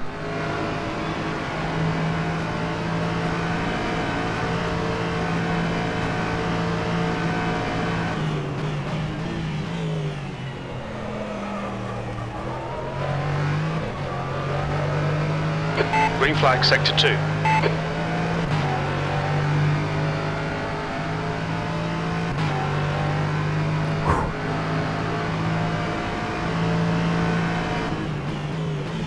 Sector 1 time is good. That's the end of the session, V2.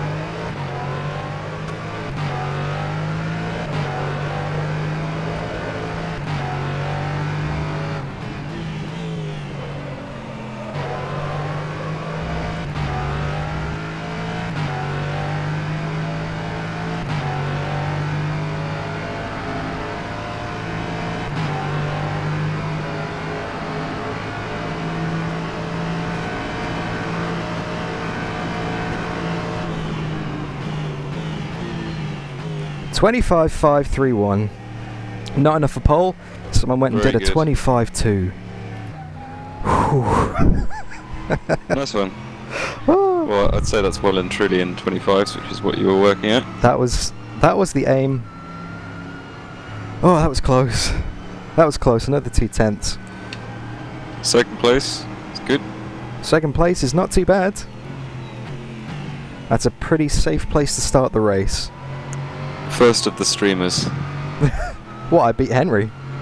Mm-hmm. Oh, wow. Okay, who's on pole? Ben Dutton. Ah, Ben. I had a good battle with Ben at Silverstone last week. Although his pace did seem to drop off a little bit. Whew. Well, that bodes well for you then. Okay, guys, this is the final briefing before the race. Some quick notes. You already know everything from last week, but I will remember to respect the pit entry and pit exit lines. Do not cross the white lines. At the Codeitis, don't push your luck. Make sure you are at 80 kilometers per hour or less at the end of the countdown. Today we have a technical issue and we won't apply the penalties from the first race, so there won't be any penalties to serve today. Other than that, make sure you obey all the rules. Do not use the chat. Don't chat during the race, please, and be fair to your to the other drivers and be safe.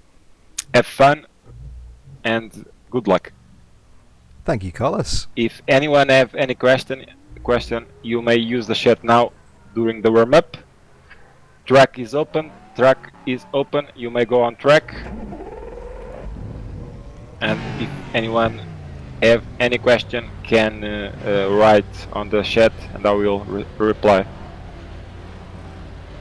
That is the voice of Carlos, our race director. Thankfully, we can actually hear him today. Let's wait for a gap. Maybe worth turning off the Delta? Pit exit's clear. Or do you want to have a reference? We need to get some heat into these brakes. Take it easy, you've got cold tyres. Probably best to have a reference, I think. Also the fact that to turn off the Delta inside VO, I'd have to go and modify SimHub. I have to change the overlay. So it's either live chat and fuel information with Delta or nothing, unfortunately. Yeah. I would follow what Devin was saying in the chat. Yep. I would focus on just meeting the apexes, not trying to brake at the absolute limit. Yeah. And that'll pay you back throughout the race, whereas others who are just pushing like stink, it won't. They'll heat up their tyres far too quickly, heat degradation, all that kind of stuff. Yeah, definitely. Just want to make sure that we make it through the race. Obviously, it's not about the speed. It doesn't matter where I finish, as long as it's not inside another car. Car right. Clear right. Let's get used to the car on high fuel again, hey? Okay, Dan, there's a car exiting the pits, heads up. That Sector green 2 is yellow. Porsche is rubber banding a lot.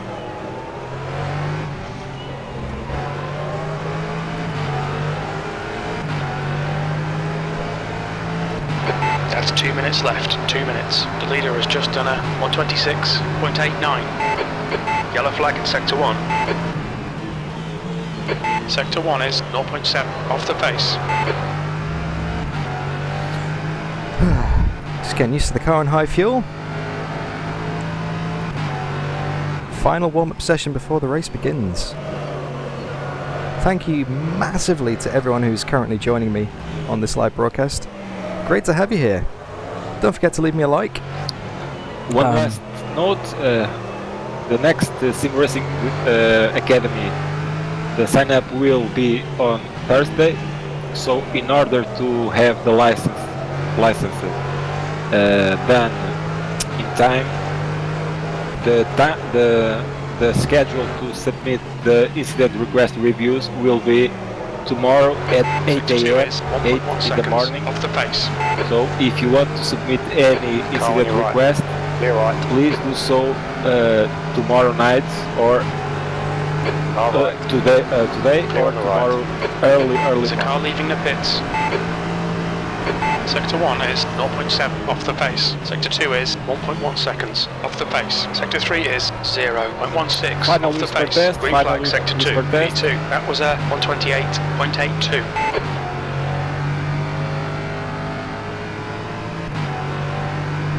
Good point, Astounded Catfish. According to my calculations, I need 132 litres to make it through the race.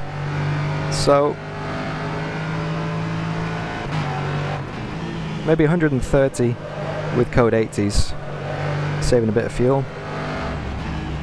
Cool.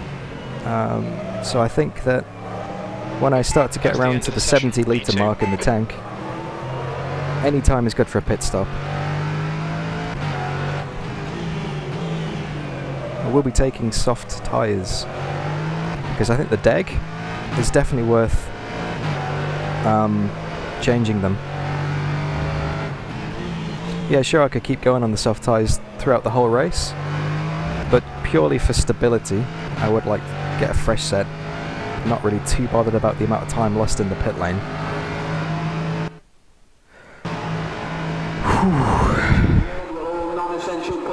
60 minutes. The air temp is 29 Celsius. Okay, Dan, nice and neat. Stay out of trouble.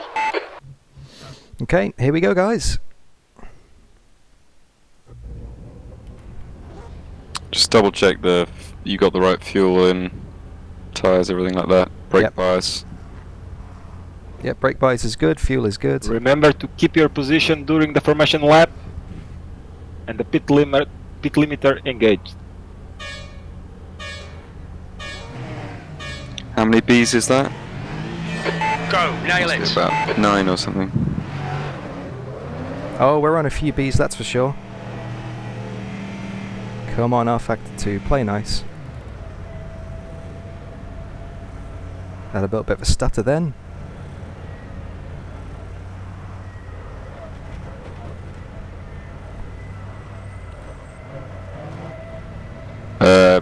Remember 6th gear and coast.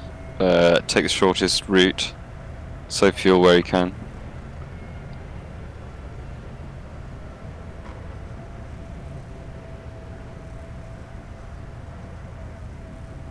Definitely. I would like to take this opportunity to say We're still in this. say hello to everybody who's joining us on the stream. Thank you so much. We're about to go racing here at Interlagos in the Norma LMP3 car. 90-minute race at Interlagos. Somehow, starting in second position. Had a pretty good qualifying. It was incredibly close. Just got beat by Ben at the last minute by 1/10 of a second. But yeah, it's not about the finishing position, this. It's all about being safe. Because if I get through this race, then I may just get an SRC Academy license, which then allows me to go and participate in the Virtual Endurance Championship, and I may or may not have a sneaky little drive lined up at Zancho Simsport, but you didn't hear that from me. Anyway. I mean, they categorically did. They what, sorry? Categorically did. Oh, well, yeah. Conditional my- upon my- license, yeah. How do you feel about intimidating this guy at the first corner? Because I'm just thinking, like, if you can mug him at the start, you can control the race and run your own pace a bit easier. That does sound quite nice, I'll be honest. Clear track Just ahead of me. if you can fake a dive bomb, just to make him, like, almost force him to move out of the way. Yep. Just fake one. You might find you can get past him, or at least get him off his line through the Senna S. Yeah. And then you can hopefully slipstream him into turn 4.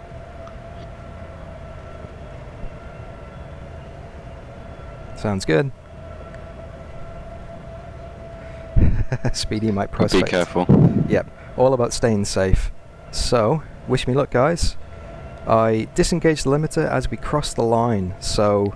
Good luck. Yep, thanks mate. Thanks everybody for watching. Here we go. 90 minutes at Interlagos. Whew.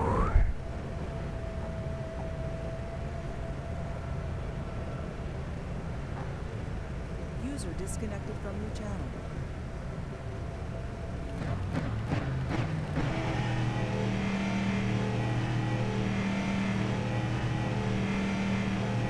The gap ahead is now 0.16. The gap behind is now 1.1.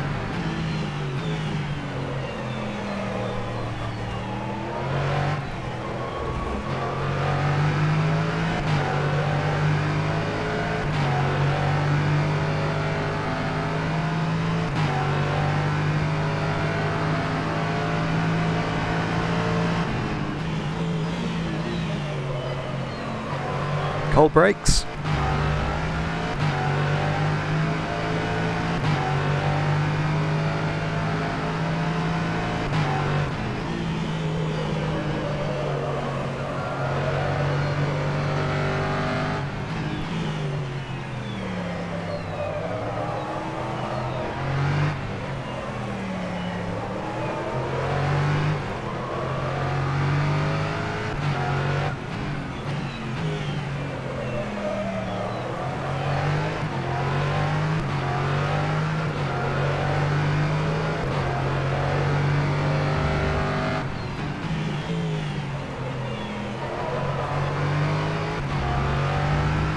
And that is a lap at Interlagos.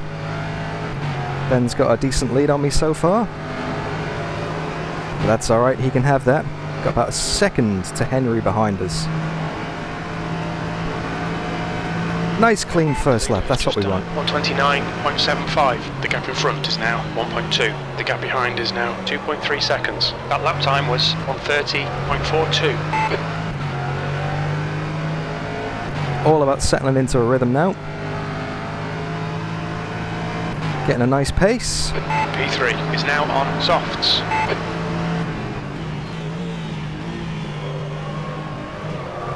And staying out of trouble. Not damaging those tyres. If we can get Ben, bonus. That's not the objective of this race.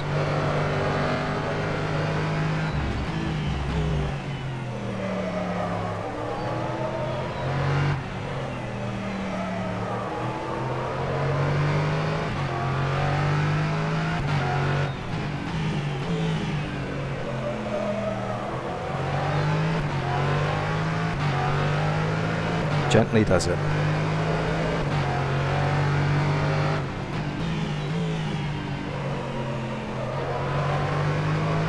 Oh, what's happened to Henry? Got a gap to the car behind now. P3's gone.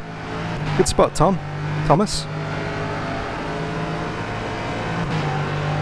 I think he's streaming this race as well, so might be able to go and have a look. The leader's just done a 126.47. Well done, Dan. This is terrific. Exactly what we came here for. The gap in front is now 1.2 seconds. Fastest lap. Your lap time was 126.64. The gap behind is now 3.1. A bit late into turn one there.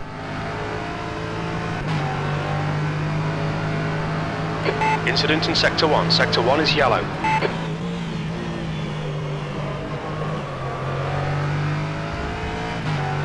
Nice, steady position too, though. Henry did a drive-through.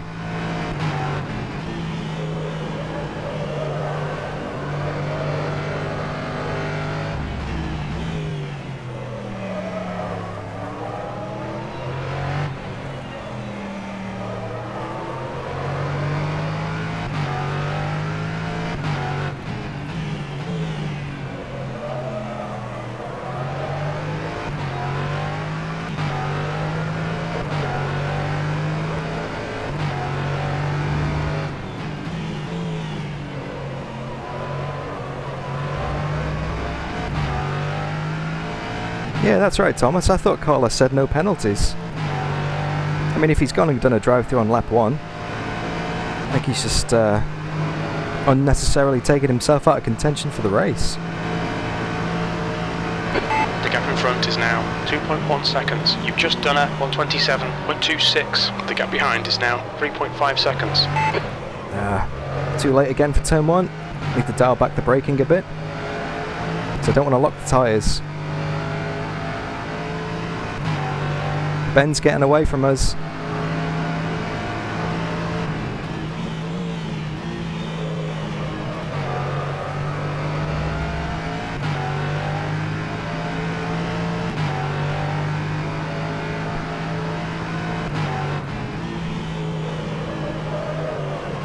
Could be the case that Henry jumped the start.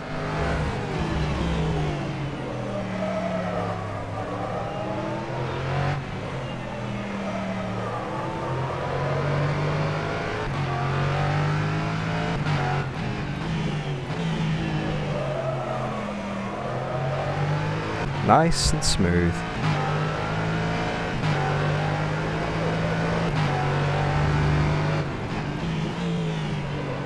P2.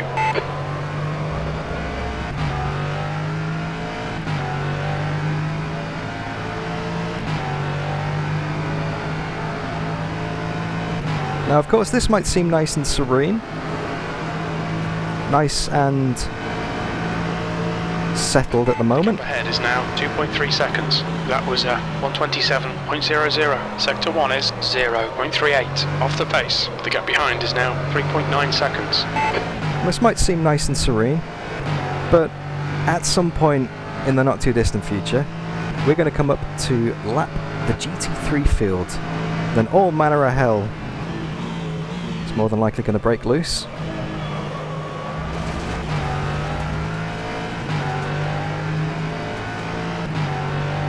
Yeah, Ben's just got the edge on me at the moment. Not pushing to 100%.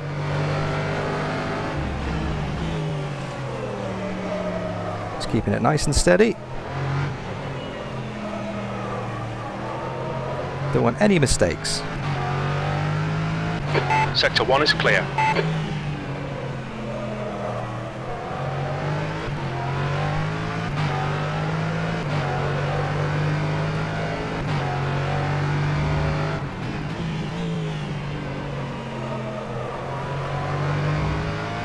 Oh, by the looks of it, Daniel Christo is now behind me.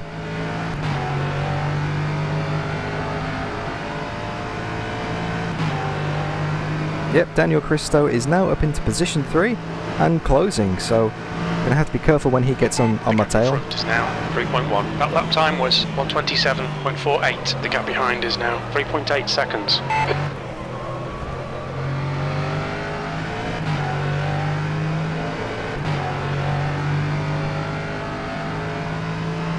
It'll be interesting to see if Ben's tyres start to go later in the race.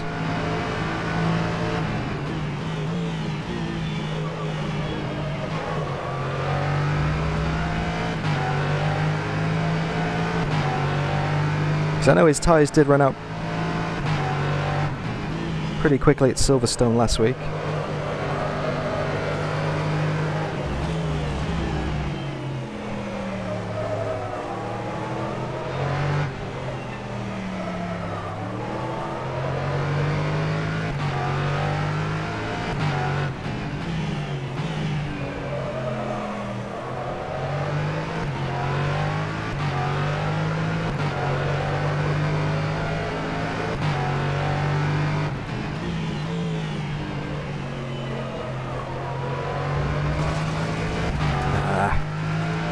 Too wide coming out the final corner there. Whew. We are about 12 minutes down in this race so far. Pretty decent start, all I could have asked for, really. The gap in front is now 3.2. That lap was a 127.51. The gap behind is now 3.5 seconds. Too much entry curb there. And settle the car. Trying to take the line of least resistance.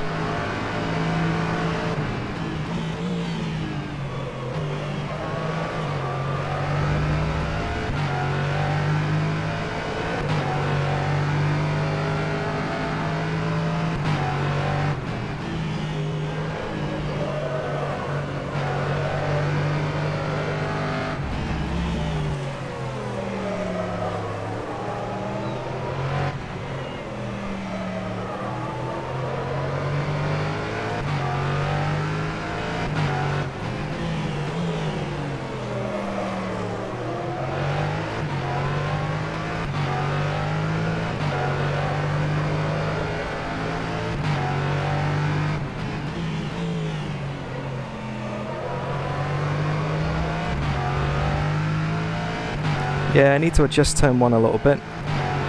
Still going a bit too deep. Need to brake a little bit earlier, I think. Just used to the way the car handles on low fuel.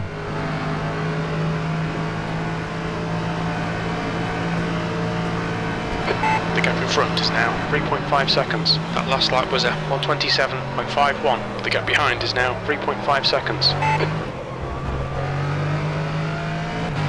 There we go. That felt a lot better. It's a bit of a lonely race at the moment.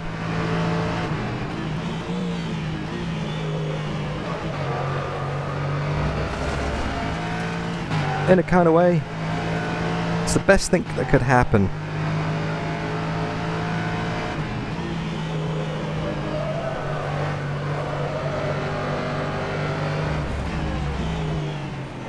And now the oversteer starts.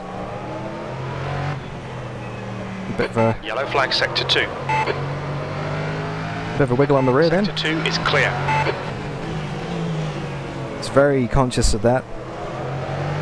Throughout practice, as soon as the rear started to break loose, the tyres got hot, which caused it to slide more.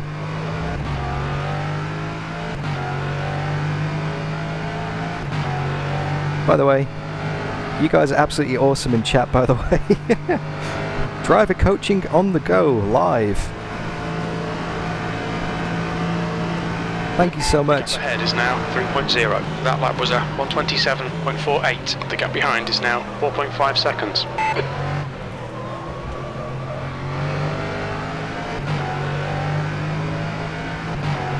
Yeah, car's definitely going deep into turn 1.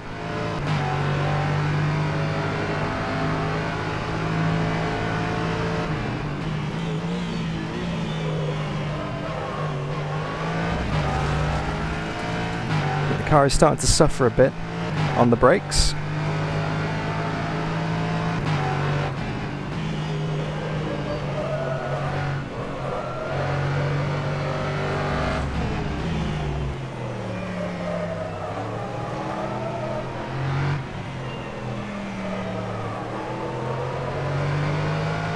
Two laps in a row now.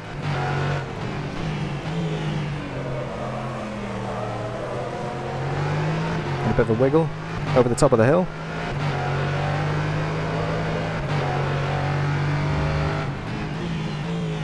Need to be mindful of the oversteer.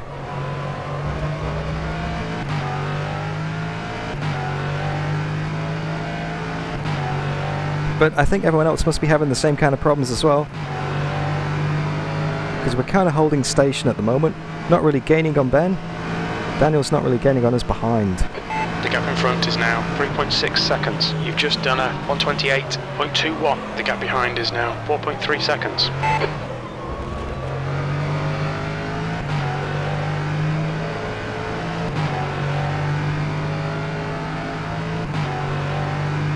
Yeah, GT3's coming up soon. Could mix the race up a bit.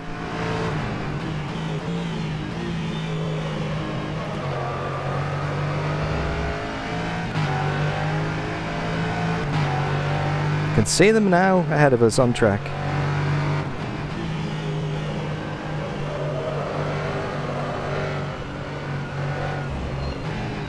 Ah, too wide. No cut track though, that's good.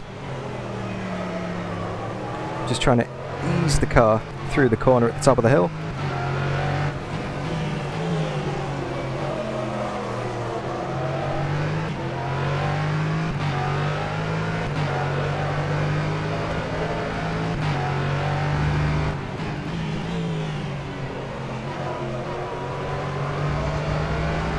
Looks like we should get these GT3s on the straight. Coming up on a slower class car.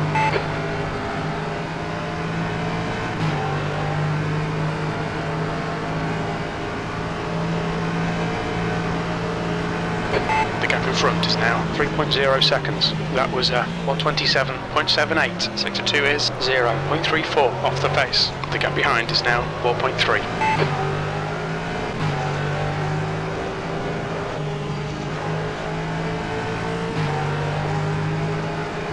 The rear got a little bit loose then going through turn 3. Clear left.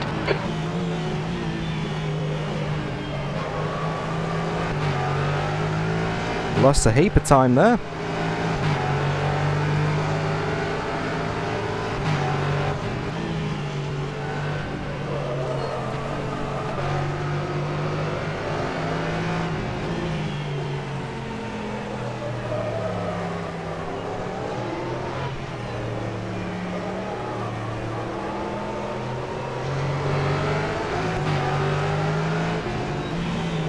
Car on your right side.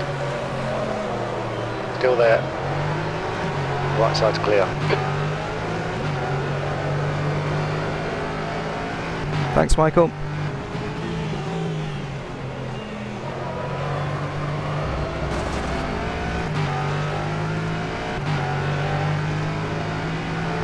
Yeah, we've lost some time to Ben now. He handled that traffic a lot better than I did.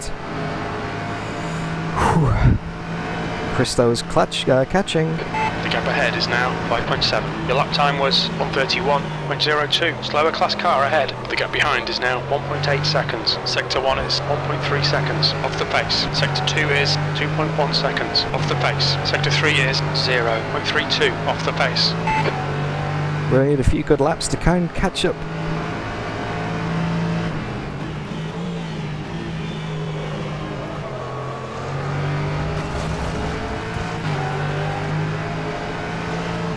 Seem to be catching them all the wrong times.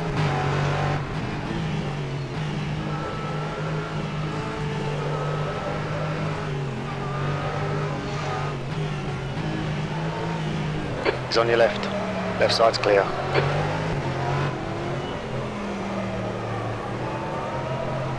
Lost even more time at the top of the hill there.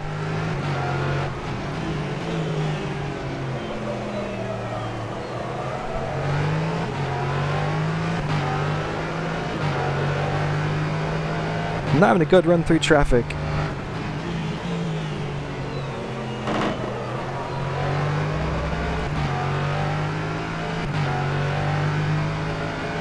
Look who's behind us!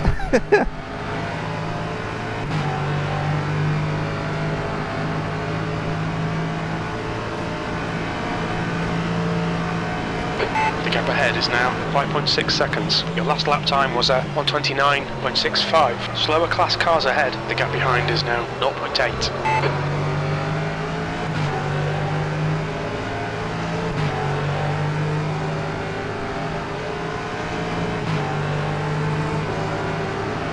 All right. Right side's clear.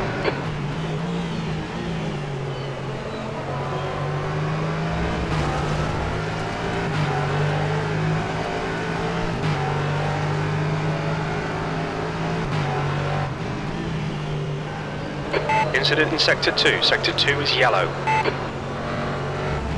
Green flag, Sector 2.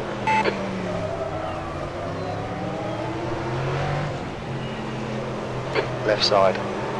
Left side's clear. Left side. He's still there. Clear on the left. There we go. There's another GT3.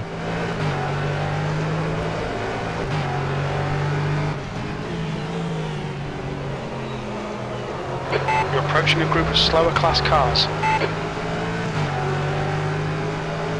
There's a guy on your right. You are clear on the right.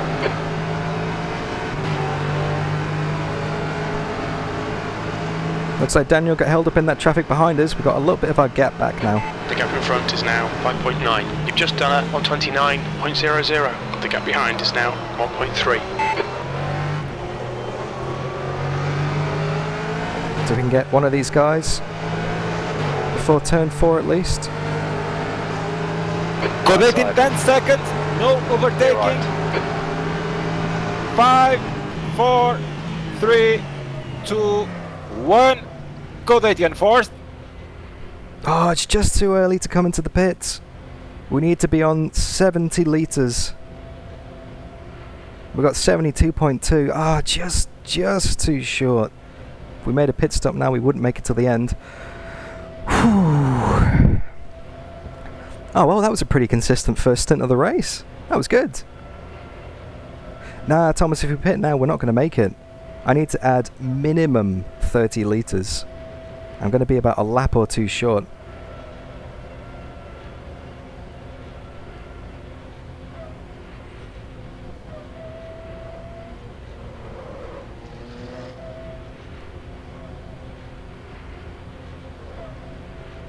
Wow, that was a nice start to the race.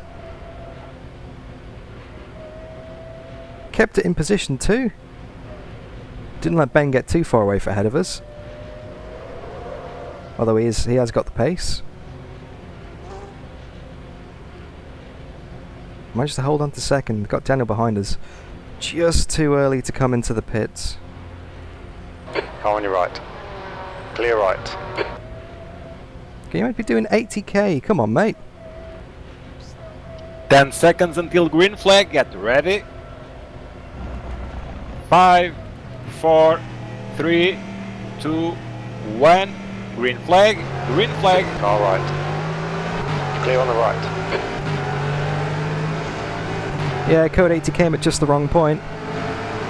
Wouldn't have made it back to the pits anyway. Everyone would be full speed, so not quite the right time to take advantage of that.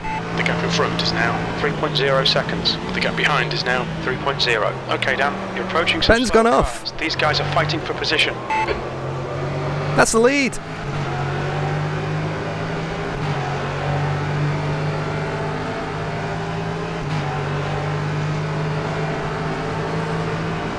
Car on your right. Right side's clear. Right side. Right side's clear. Car right. Right side's clear. Thought he was giving me the corner. Left the apex free and then turned in. Ah, flat spot, flat spot. No! Yellow flag, sector 3. Front left puncture. You've had quite a lot of aero damage. You might need to come in and get it fixed. Right side's clear. Ah, flat spotted the tyres. Just didn't turn in. I expected it to be turning in a lot more than that. Left side there's a car. Still there. Clear left.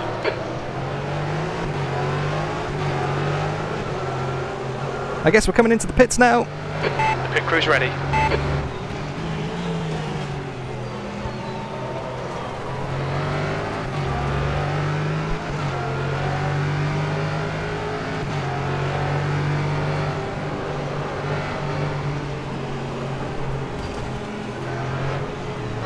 Look out for the pit speed limit.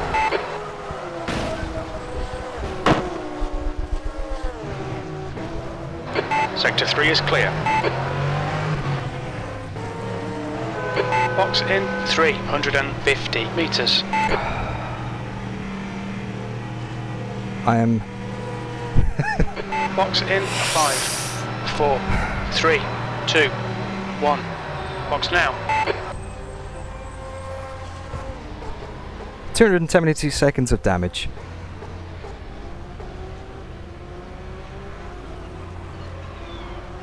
Lost control on the pit entry. The car was fine up to that point in the high-speed corners. I thought it was going to stick on the pit entry. User joined your channel. I thought the car was going to stick on the pit entry. Every indication throughout the rest of the lap said it had grip. So I've got no idea why it spun round on me like that. I heard contact with another car. If I contacted someone else, spinning out of control on the straight, I'm so sorry. I'm so sorry. It's alright. That's alright. It's stuff happens. Might have been slightly cold tyres, or Yeah, true. yeah, locked tyres, as you said. No, I definitely felt a but- massive vibration, yeah. On the... I think what you did, what you needed to do on the pit straight, which was to hit the brakes and try to stop the car as quickly as possible, Yeah. so that people could predict what you're doing. So I Just- don't think you can be faulted with that. No, I just tried to stop it from spinning as much as possible. Yeah. No, it's a difficult one. Yeah, the one at turn 7 or turn 6 was really difficult. Yeah. I wouldn't worry about that too much.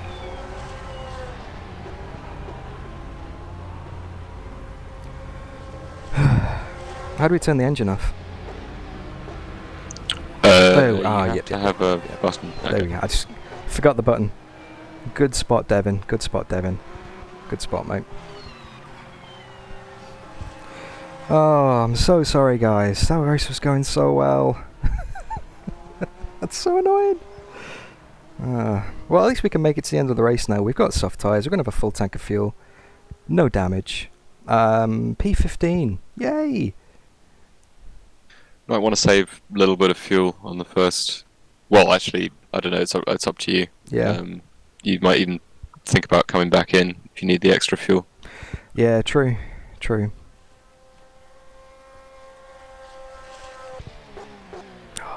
Such a letdown. Actually, you won't need the extra fuel. No? Because you'll have spent enough time in the pits, I think. Yeah, that time will have elapsed and then it should be fine. I honestly thought that GT3 was giving me the inside at turn 4 and then he cut back and just... Yeah. Get on the brakes to avoid him. And, yeah. No, he should have expected you. I mean, it looked like he was letting you go. Yeah. As you said, he turned in. So it was pretty unpredictable. It's all good. Just didn't want to turn in at 6 as well. Which is, put us in the barrier. And then, yeah. You saw the rest. Managed to get it back to the pits with a bit of damage, and then it just snapped on the pit entry. So, kind of half. Do you have sorry? an ignition button? Sorry. Yes, all good. Okay. Yeah, that would be awkward. You need 2 buttons. That would be slightly inconvenient, wouldn't it? Kill the engine, can't start the car.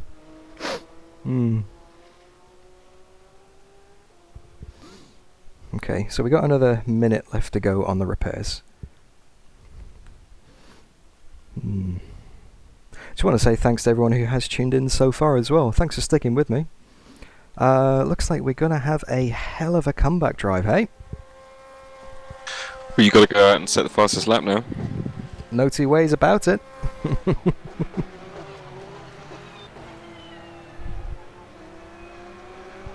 These things happen, like you said.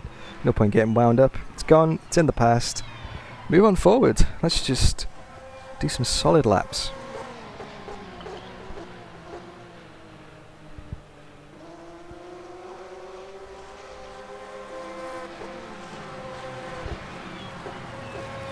Let's get the car started.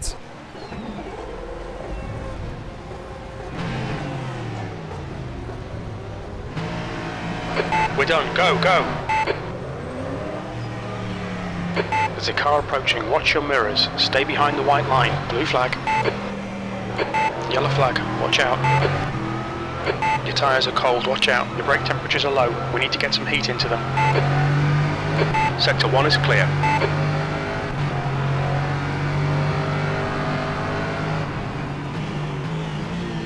Incident in Sector 3. Sector 3 is yellow. Blue flag.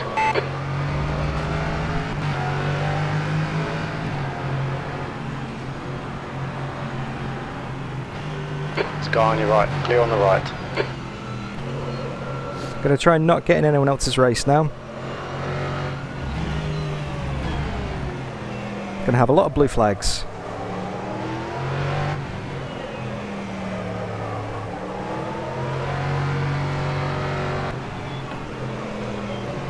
Just bear in mind you'll be a fair bit faster than everyone else around you. If There will be a running on soft tyres. Very true. That's if rFactor 2 decides not to freeze on me again. You've got enough for a montage from this stream. rFactor 2 freezes. Oh yeah, I'm definitely getting my day's worth out of it today.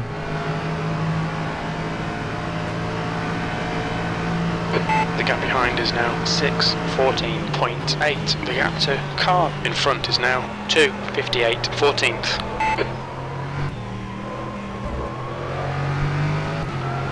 About 3 minutes behind the car ahead. Now if this was Le Mans, I'm sure we could make some of that gap up.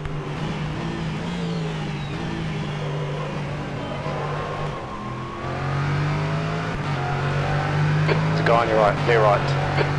Oh no, it wasn't. That was P14. Got him.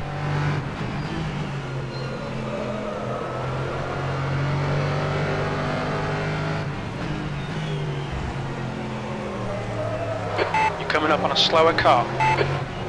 The car is now on softs.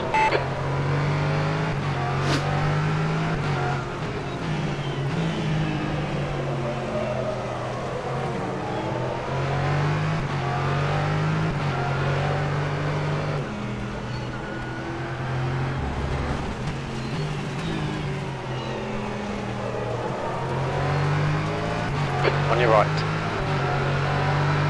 He's still there. Clear right. Thankfully got past that guy. He was holding us up a little bit. Good stuff. Very good point from my dad in the chat. Just need to finish for the license. Ahead is now 2:43. That was 1:29.84. The gap behind is now 1.0 seconds. You're coming up on some slower cars. These guys are busy fighting. They might not notice you.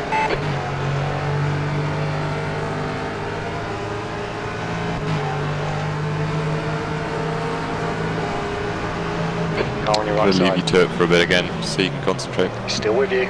Clear right. Thanks, Ed. Yeah, I'm just going to get my head down now. Put some solid laps in, guys. See if we can get some of that pace Blue back. flag.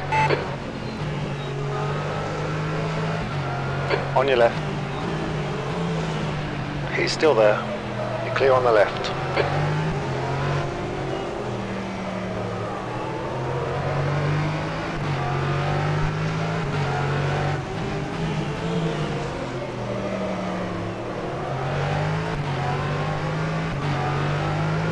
Yeah, we can just run to the end of the race now. No need to pit for tyres or fuel. So it may come back towards us at the end. We may get a few more positions back if other people have trouble, and obviously when they start to make pit stops as well. So let's go and do some solid laps, eh? Slower class car ahead. The gap to car ahead is now 44 seconds. That lap was 1:29.53. The gap behind is now 2.8 seconds.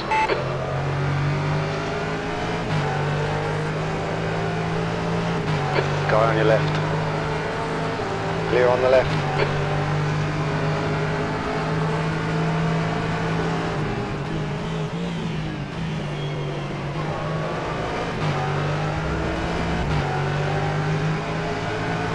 Car feels okay.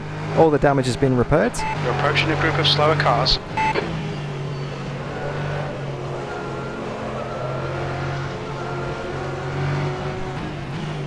Car on your left side. Left side's clear.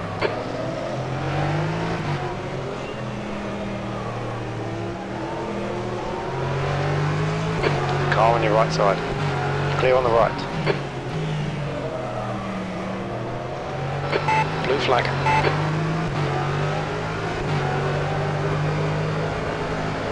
Now, if only the traffic could have been this nice in the first half of the race.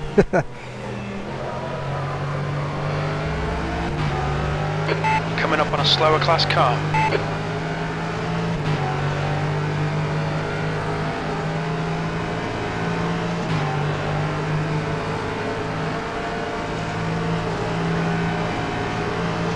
On your right.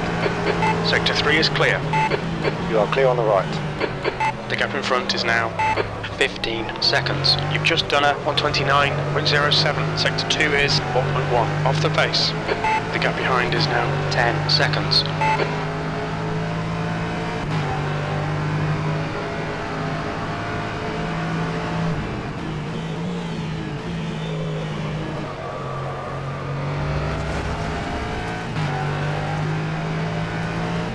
Well, we're definitely catching up on the guys ahead.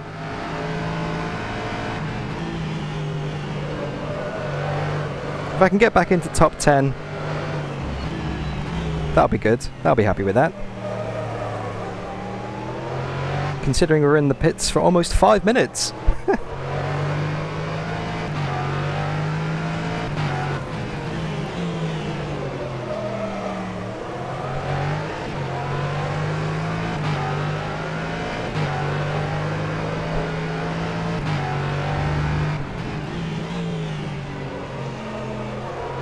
Slower class car ahead.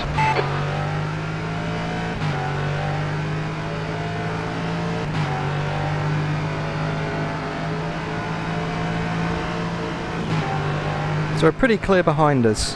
Just GT3s. I think we took another 3 seconds out of the car ahead in that lap. In front is now 12 seconds. That lap was a 127.67.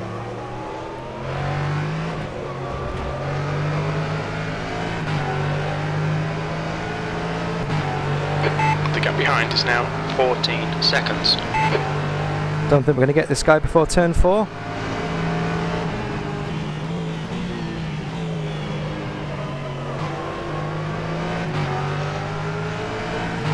Alright. He's still with you. Right side's clear. Got it in 10 seconds, no overtaking. 5, 4, 3, 2, 1. Code 80 enforced. And we have a code 80. Carlos on the race radio there, race director, Yellow flag, caution. calling a virtual safety car which neutralizes the race. And no doubt everyone who is currently in the lead of the race will now be pitting. If they have any sense, they will be pitting because they're going to take minimum time loss.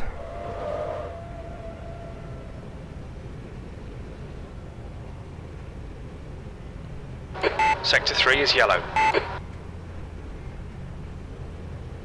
Use the shortest route.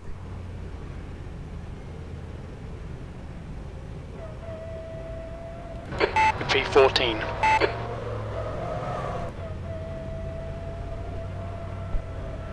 Obviously at 80 kilometers an hour, you don't have to take a racing line and run out wide to the side of the track.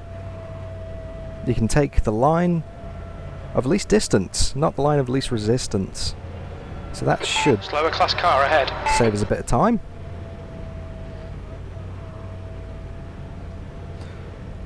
Yeah, guys, The car ahead's pitting.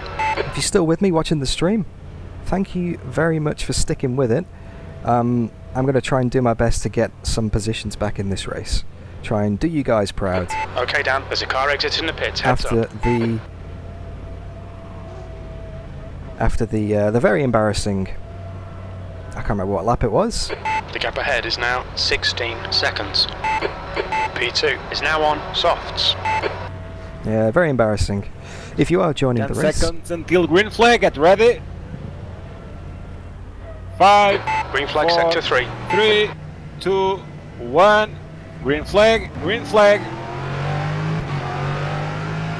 and away we go.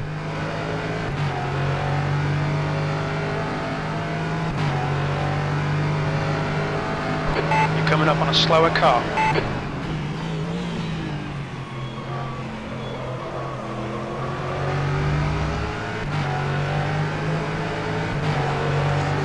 Alright. Right side's clear.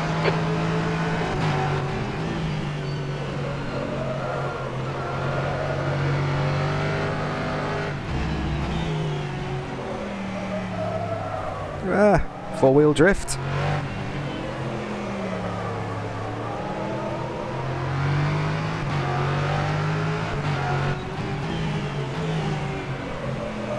Hey Samuel, welcome to the chat, mate.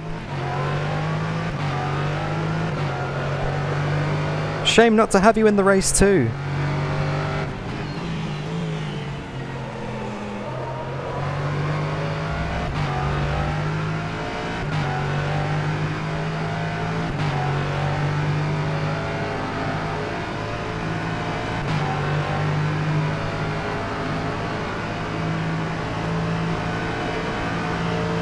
I believe this guy is in The gap in front 7th. is now 31 seconds.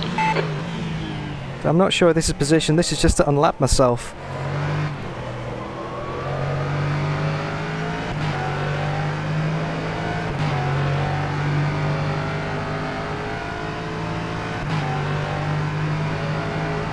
The gap behind is now 20 seconds.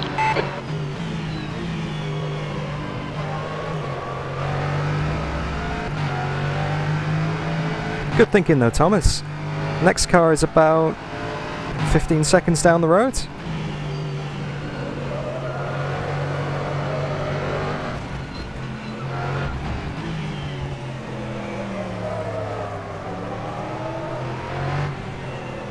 You're coming up on a slower class car.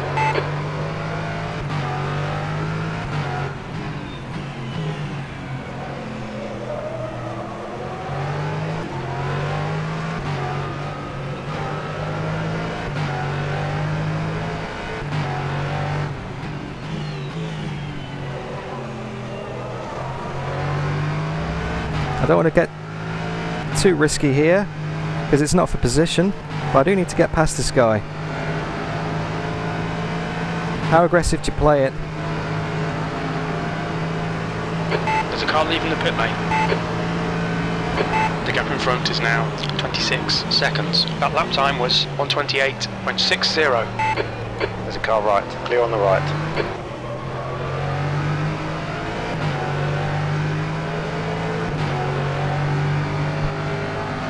Yeah, like I said, this isn't for position.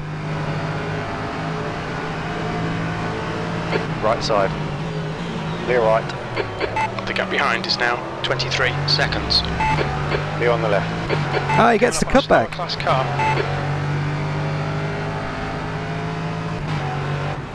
Yeah, Samuel, this sticker on the front of my VR headset is actually my face.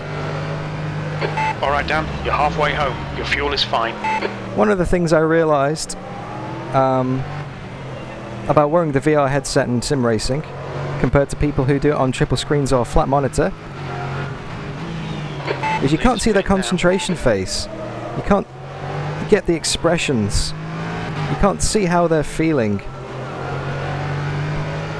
And until I can get a webcam inside the Oculus Rift, Yellow flag. this'll do, I guess. It's the best I can do.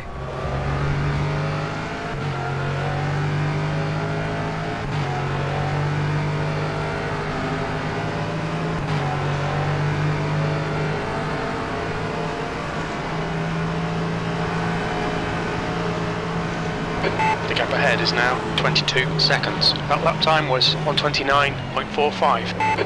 You're clear on the right. Sector 2 is 1.4 seconds. Good shout, Devon. Good shout, mate. I'll try and be a little bit less aggressive trying to get past this guy. Might as well just hold station behind him for a moment. I'm not that much faster than him. The gap behind is now 24 seconds. The opportunity will present itself.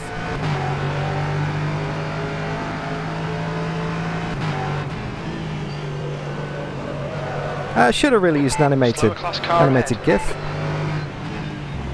That would require motion tracking and video editing and all sorts of technical wizardry that is beyond me. This is literally just a sticker.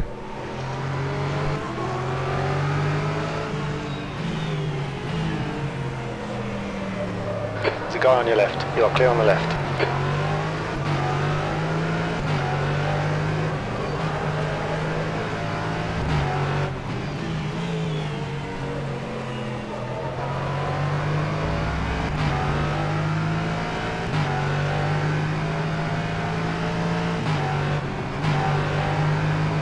Lift out on the apex, looked like it was always going to turn in, which he's entitled to, as he is a lap ahead and ahead of me on the track. The gap ahead is now 17 seconds. That lap was at 1:29.54. Yep, we're definitely losing pace to the cars ahead. 17 seconds to position 13 compared to 12 seconds before. We're stuck in the 1:29s behind this guy, and I know we can do 27s. The gap behind is now 25 seconds.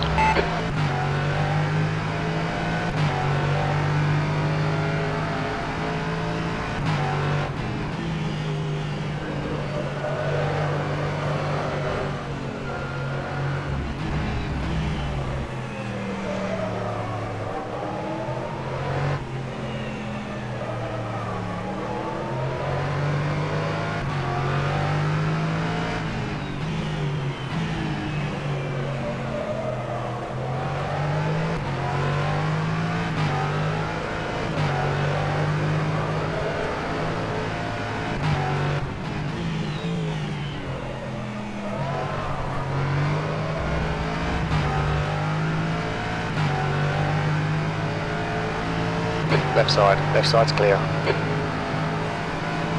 Just haven't quite got the overlap.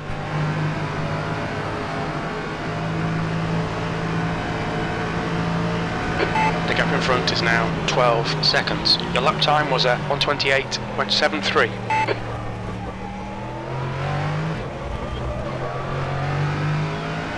And he's in the fence. Yellow flag. Looks like P6 has gone off. Green flag sector 1. The gap behind is now 27 seconds. Told you guys an opportunity would present himself.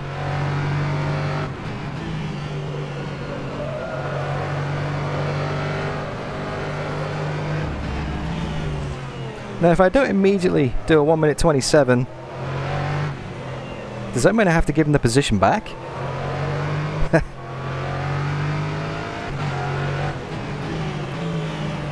Or does it not work like that?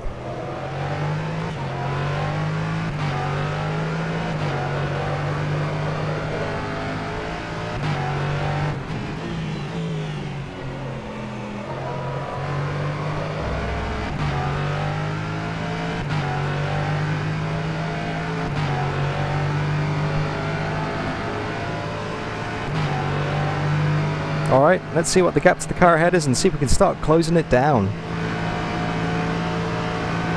The gap in front is now 3.8. That last lap was a 128.15. Immediately back into the 128s, almost a second faster.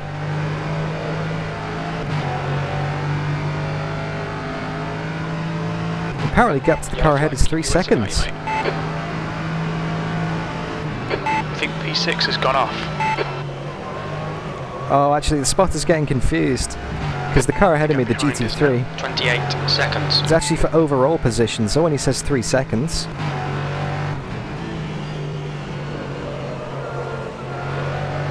It's this guy.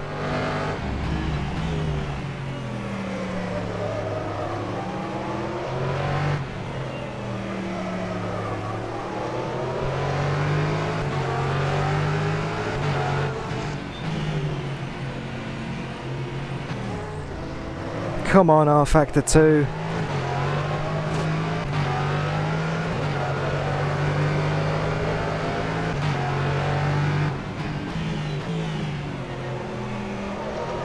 There's another one for the montage, Ed.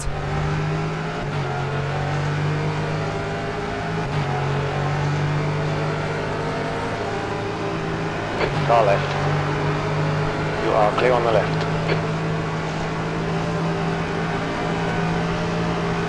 Green flag sector 1, green flag sector 3. The gap in front is now 0.08. Right side's clear. That last lap was a 130.20. Car stopped on the apex of turn 1. Why are you going for an overtake on a GT3? It's not exactly the best situation when you find yourself in.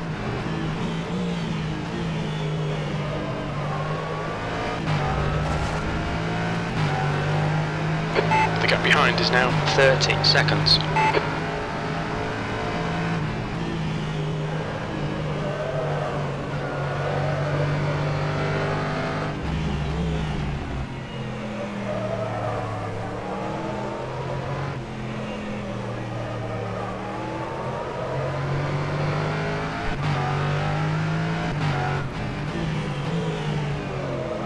Normally rFactor 2 is a little bit more well behaved than this.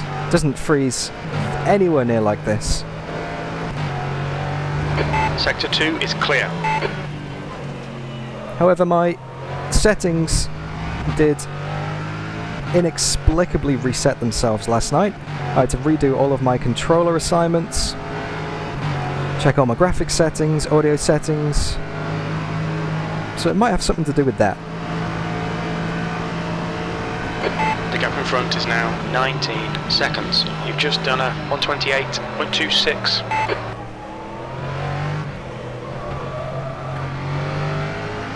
Rear of the car is starting to get a bit loose. Got a yellow flag, car stopped on the left.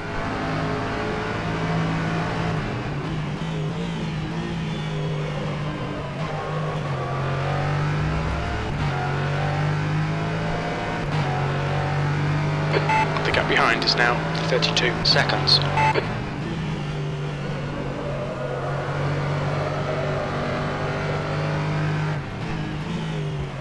Yellow flag in sector 2. I think P4's gone off.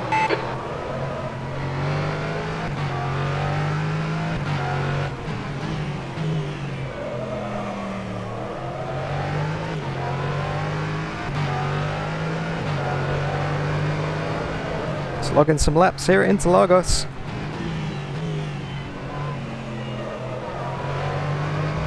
That's all we can do at the end of the race, I guess, guys.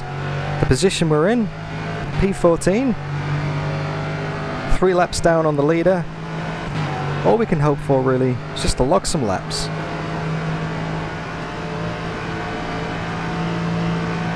The gap ahead is now 24 seconds. That lap was a 128.53.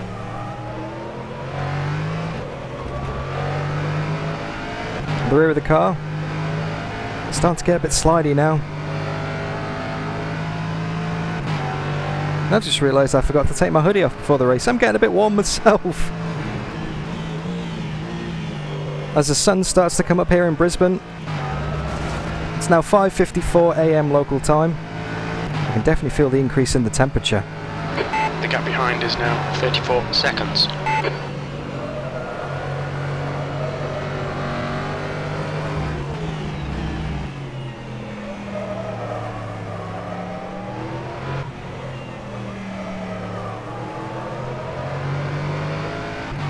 The car ahead's pitting now.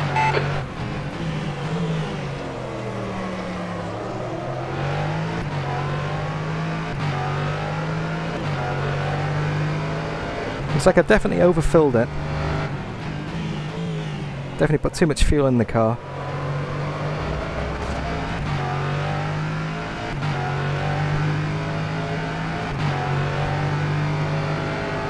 Just want to take this opportunity to say thank you very much to everyone who is still sticking with the stream.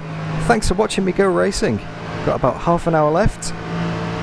Let's see what we can ahead do. is now 20 seconds. That lap time was 128.56.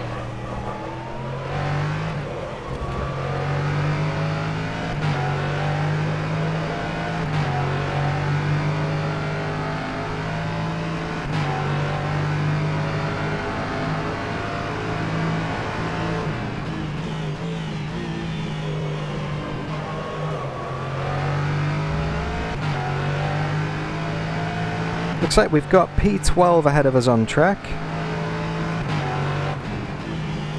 The gap behind is now 36 seconds. But I can't see P13. So it looks like we're a lap behind P12. Or maybe 2 laps. Yeah, we're well and truly out of contention in this race. P10 ain't going to be happening. Unless we have some retirements.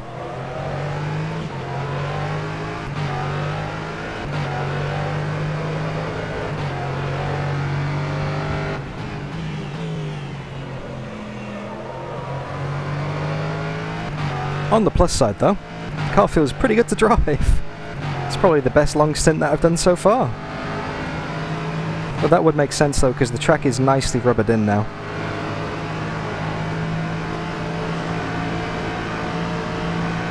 The gap in front is now 15 seconds. That lap was at 128.02. Sector 2 is 0.6 off the pace.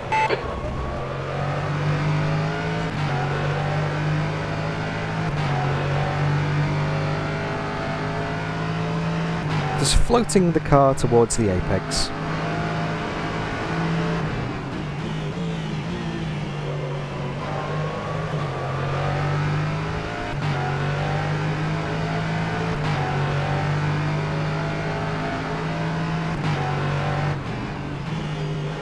Slower class car ahead. The gap behind is now 38 seconds. Bit loose on the rear then. Going into 7.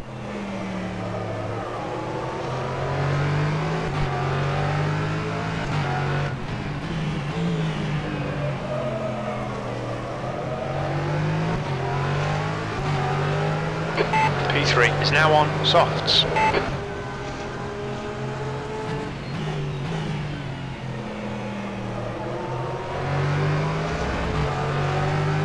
Oh, on your right. Coming up on the P4 The right side's clear. in the GT3 class. We got him.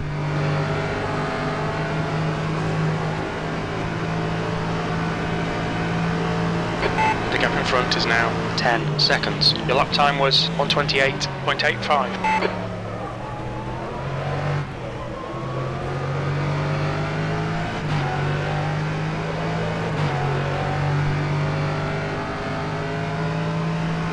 Yeah, sorry for the lack of commentary at the moment, guys. I'm just getting my head down, focusing on the race.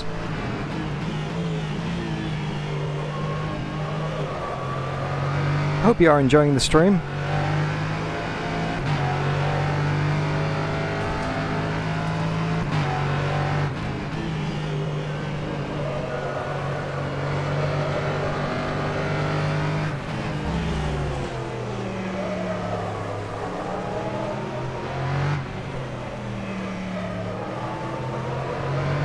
The car behind's pitting.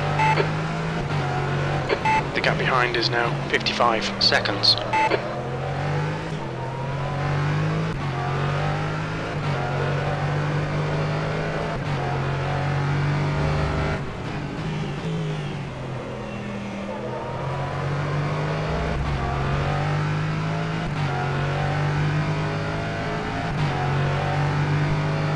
Yeah, looks like we're well and truly in the low 128s at the moment. That seems like our long run pace is pretty good. The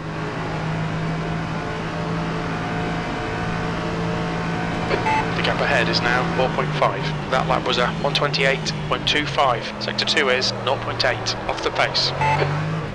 As we now go on to lap 36 of the race, we have half an hour remaining.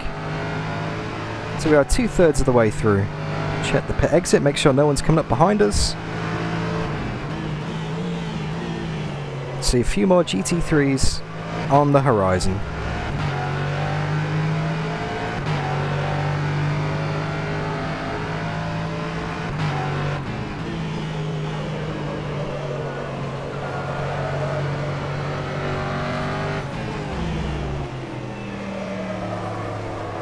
Okay, Dan, there's a group of slower cars ahead. These guys are busy fighting each other.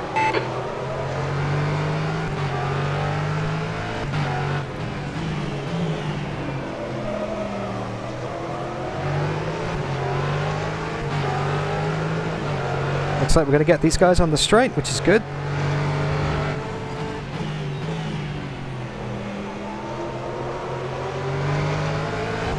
The car behind's pitting now. P12 and 11 in the The gap GT3s. behind is now 117. Let's give me the inside. Car right. There's a car exiting the pits, heads up. Right side's clear. The gap to car in front is now 5.6 seconds. That was a 128.49.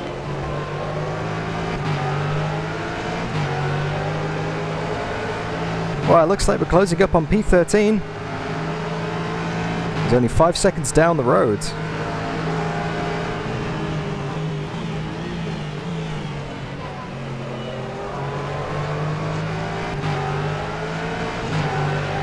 Right side. Right side's clear. We might actually get an on-track overtake for position soon.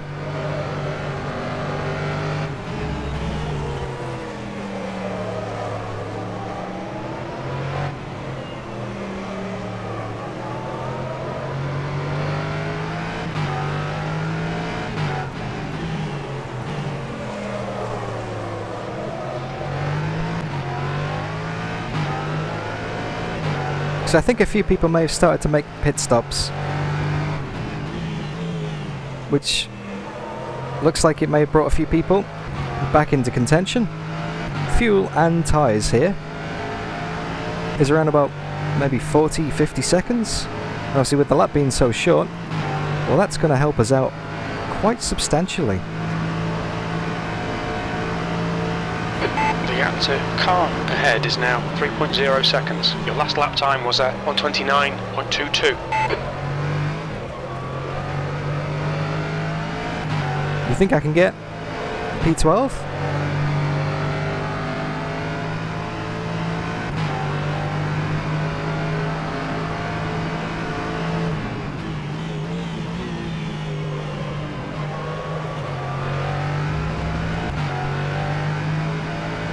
Oh yeah, we're closing up nicely on Ibrahim.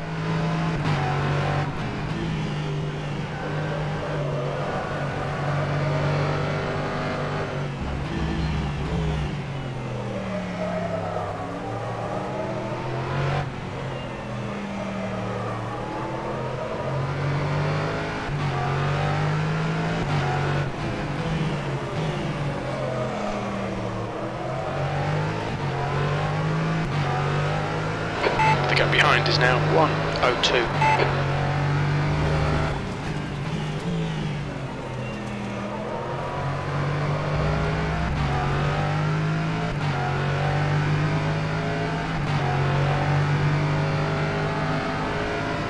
So basically what he's saying, Thomas, is there's a chance. Oh, Ibrahim comes into the pits. The gap in front is now 5.6 seconds. That was a 128.04 P13. The gap to car behind is now 5.7 seconds.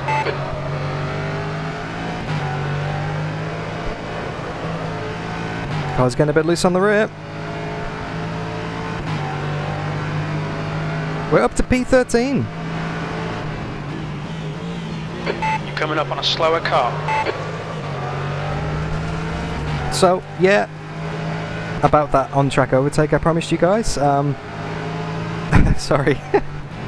He decided to come into the pits instead, so we did it off-track. Off-track? You know what I mean.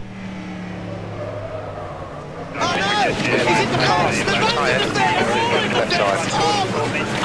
Still there. Left side's clear. Thank you very much for the subscribe, Varro. Welcome to the channel, mate. And apologies if I've absolutely butchered the pronunciation of your name. Slower car ahead. This guy's racing us for position. He won't get a blue flag. Welcome to the channel, mate. Thanking you very much for the subscribe. 15 seconds to P12, 23 minutes left in the race. We can do The it. gap in front is now 1.2 seconds. That lap time was 129.84.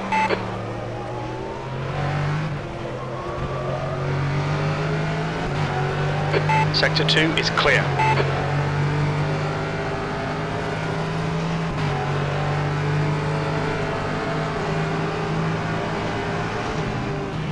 Right side. You are clear on the right.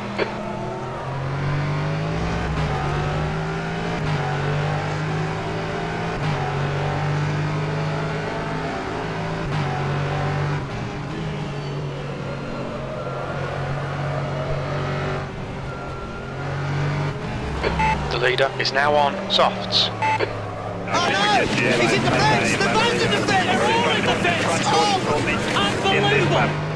Ah, thank you very much for the subscribe, Daniel. The infamous Daniel Witzner had a very heated discussion with my fellow commentators in the VEC 24 Hours Le Mans on how to pronounce your second name. So now that you're here in chat, mate, I'd very much like you to clear that matter up once and for all.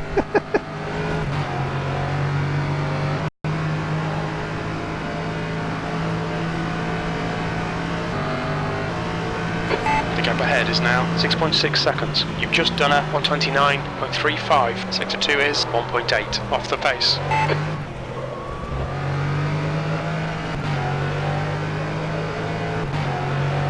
Yeah, Varro, hoping to make it through the Yellow SRC. flag in sector 2. Managed to get away from the first race with no investigation, no penalty. Green flag sector 2. But then got caught up in a bit of an accident of my own doing in this race. Tried to lap a GT3, going into turn 4. And it didn't work. Guy turned in on me. There's a group of slower cars ahead. Left side, there's a car. Clear left. Guy turned in on me, which made me lock the tyres, and in the following corner, I ran wide, hit the barrier, got a puncture, came back to the pits for repairs and sat in the pits for approximately 4.5 minutes, which is enough to ruin anybody's race, really. Just one of those things. The gap behind is now 1:07.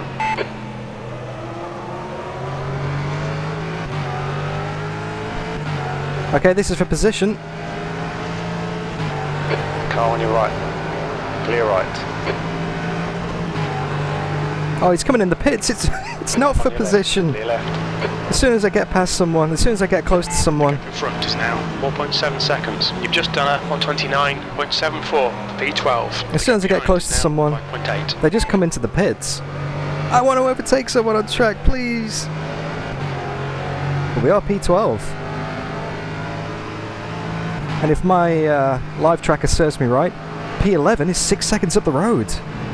Yellow flag in sector 3. You've got half your fuel left. Yep, that's P11, 5 seconds ahead now. We can get P11 in the race, guys. Looks like everyone was coming in for that late pit stop after all.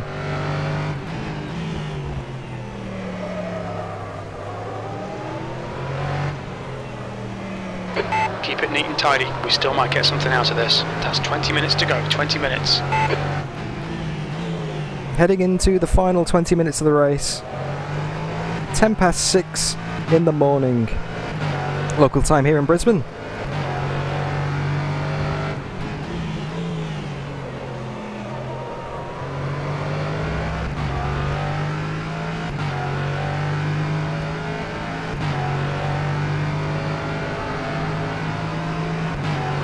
Bit of a recovery drive here.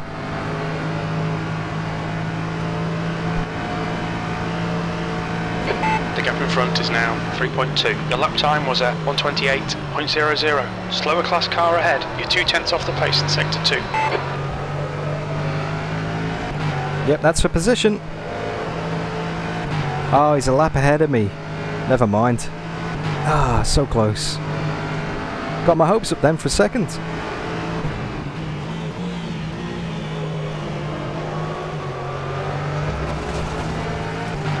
Thanks for the heads up, Thomas. My eyes on the tracker.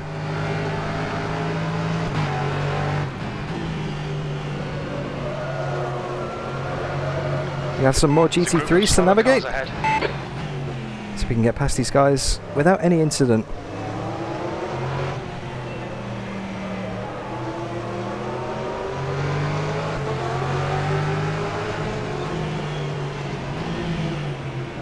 Looks like that's P2 in the GT3 class ahead of us. Trying to get past P12. Car left. Left side's clear.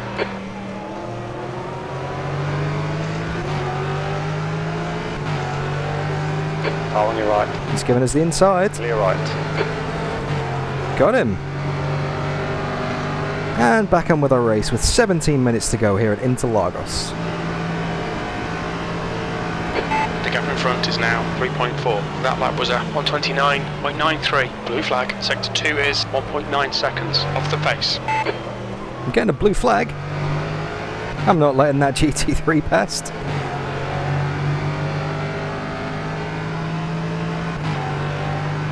There's a bit of a vibration in the wheels, so I think the tyres are starting to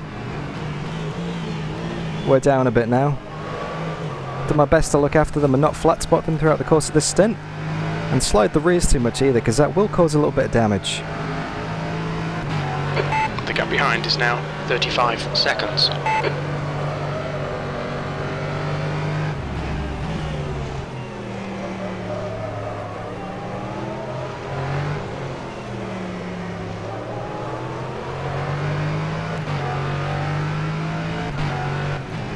Slow car ahead. This guy's racing us for position. He won't get a blue flag.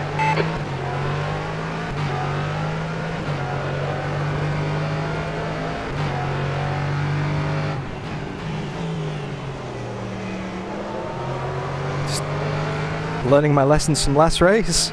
Seeing a Norma and a Porsche go side by side. There's a guy on your left. Give him a bit of breathing space. Left side's clear.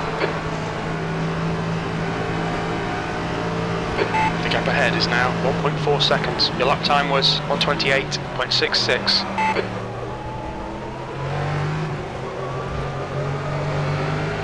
Slower class car ahead. He's their class leader. Incident in sector 2. Sector 2 is yellow.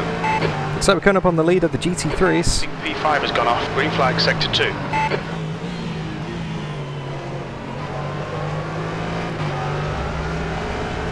Everyone's taking a hella wide line.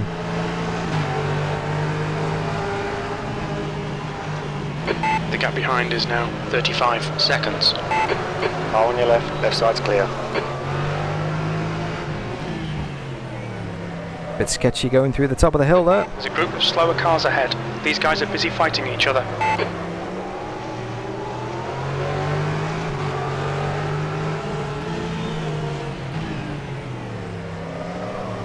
Car left. Left side's clear.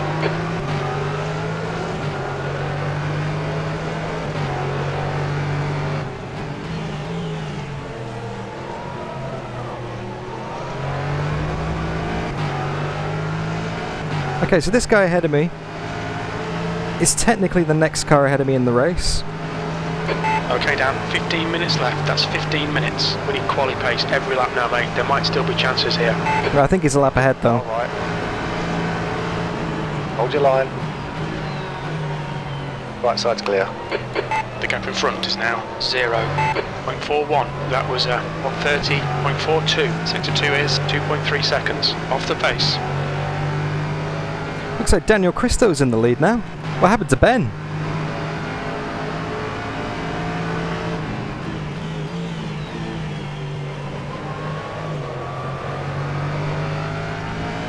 Had a change of lead. Good on Dan, he deserves The that. gap behind is now 32 seconds. Especially after what happened in the first round, Silverstone, he deserves a good result.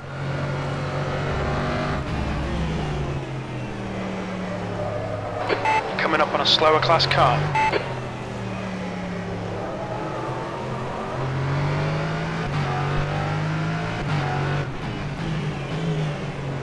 Yeah, the rear's starting to get very skatey now. Done a lot of laps on these tyres.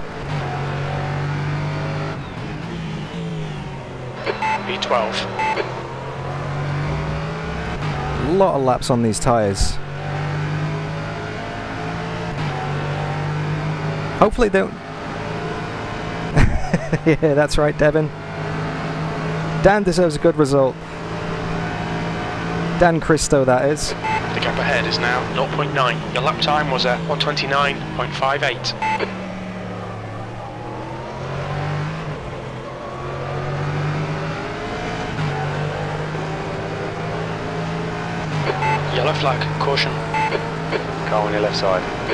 Sector 1 is clear. Thanks, Victor. Left.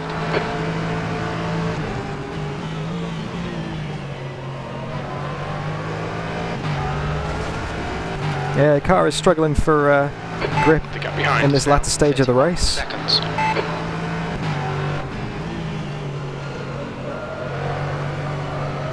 Car is definitely struggling for grip. Getting a bit twitchy on the rear. I'm not helping by scrubbing it across the front of the track like that as well.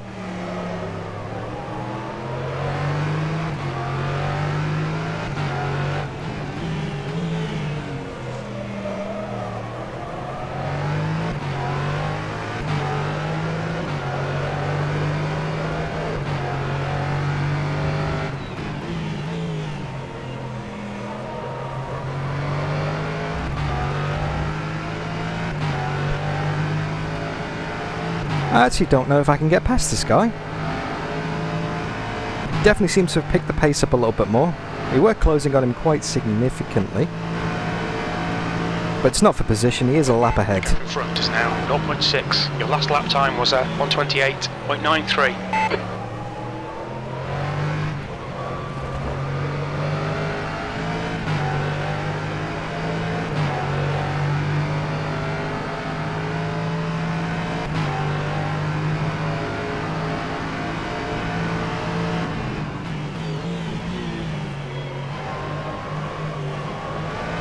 Got a pretty severe vibration in the wheel now. Behind is now 29 seconds.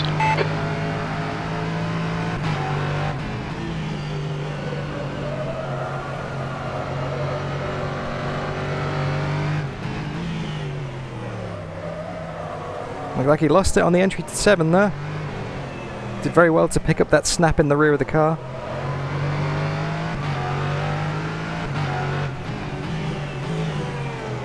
Ah, Mr. Christo did his pit stop in the code 80. Good move. Superior strategy coming into play there.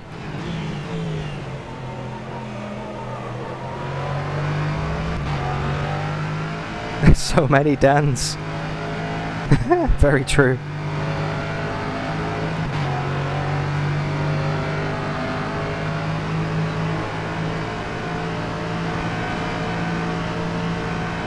The gap in front is now 0.42. That lap was a 128.93. Slower car ahead. We're racing this guy for position. Don't expect a blue flag. Here we go. We're a lot closer now.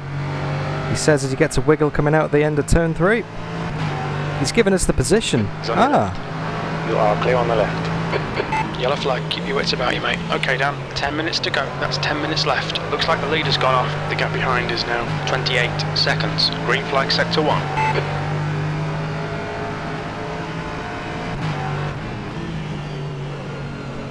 Looks like P11 just gave us that.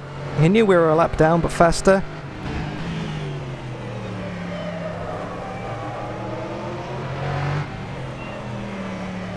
Pulled over to the left on the straight.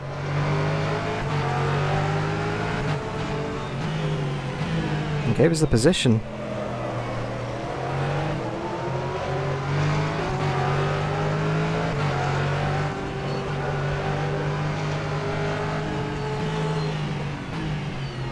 Blue flag. Car right. Right side's clear. As we get the GT3 coming out the final corner. And now we can get back on with our pace. Although, to be honest, I'm not sure what kind of pace I can do because the tyres feel pretty old. The gap in front is now 18 seconds. You've just done a 129.95.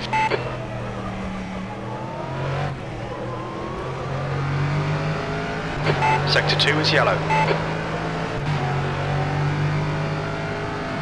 Sector 2 is clear. So yeah, if we want to make any more positions up in this race, we've basically got to make up an entire lap on Luke. The gap behind is now 26 seconds. With only 8 minutes left to go in the race, that's not going to happen. So now, it's all about bringing the car home.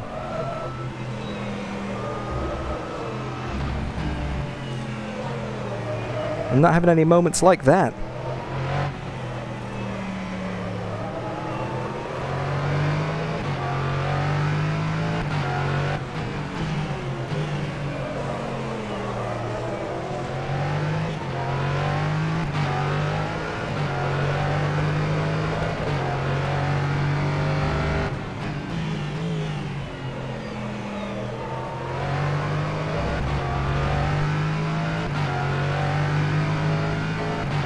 Yeah, that's right, Samuel.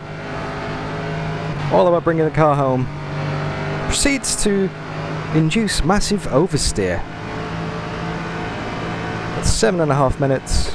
The gap in front is now 14 seconds. You've just done a 129.31.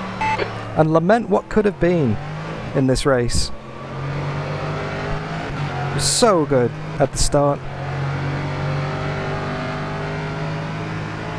Running in a very solid second position, ahead of Daniel Cristo, who is now leading the race. The gap behind is now 25 seconds. And we had the pace on Daniel as well. So it's not out the realms of possibility to say that we could have been up at the sharp end of this one, well and truly. Yeah, there might be a little bit extra fuel in the car. I miscalculated that one slightly.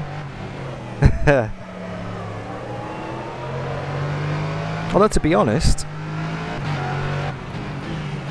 looking at the fuel numbers on the overlay at the moment, my average fuel is 2.02 litres a lap. Through practice, I was consistently running in like 2.17 litres a lap. So, yeah. Looks like I'm using a lot less fuel than I anticipated, about 0.12, 0.13 of a litre a lap, which over the course of 90 minutes, of course, is going to add up. Maybe not quite to 20 litres, Tom. The The gap ahead is now 9.8 seconds. That lap was at 128.81. Sector 2 is 0.9 off the pace.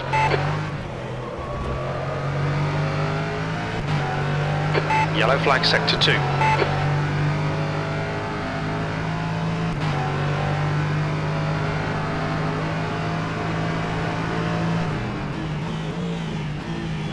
The gap behind is now 24 seconds. Oh well, P12 ain't too bad.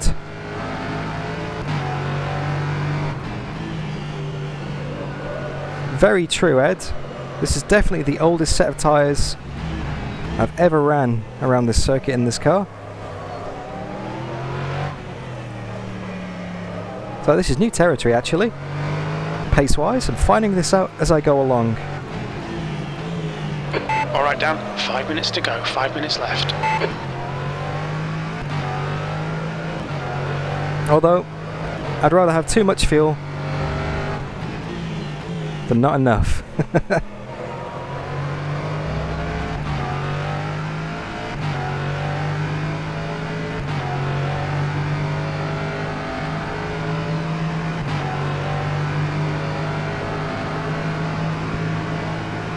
As we now head on to lap 53 of the race. The gap in front is now 4.8 seconds. You've just done a 128.43. Sector 2 is 0.8 off the pace.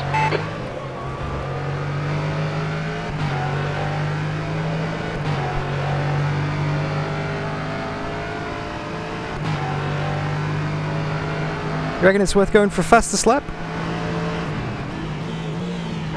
The gap behind is now 24 seconds. Don't listen to this guy. Yeah, I need to fix that throttle. Give it a good clean. Slower car ahead. This guy's on our lap. He won't get a blue flag. He's racing us for position. Nah. As much as I would like to go full Sebastian Vettel on the final lap of the race, it's not about getting the fastest lap, as much as it pains me to say that. Not worth the risk, just bring it home. Coming into the pit stop risks do not outweigh the benefits. I could quite easily have a problem with the pit limiter. Approaching a group of slower cars.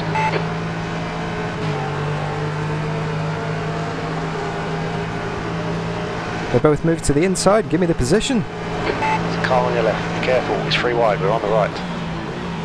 Left side. You are clear on the left. That last lap was a 128.63. Sector 2 is 0.7 off the pace. Don't want to get caught up in that GT3 then. Ah! Too wide. The gap behind is now 24 seconds. Slower class car ahead.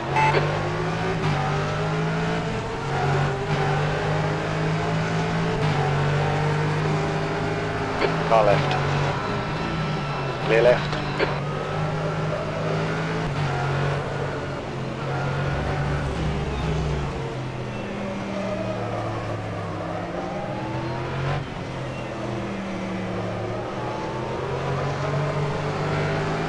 Car feels good.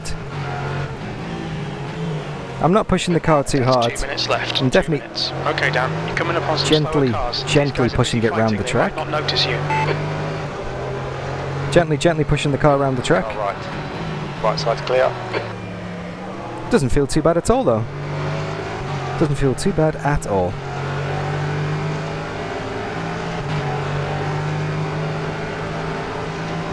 I've got long left in the race now. Car on your right. You are clear on the right. Steady on GT3. Whew. That was a 131.22. Sector 1 is 1.8 seconds off the pace. Almost got taken out by the GT3 cutting across to go onto the racing line.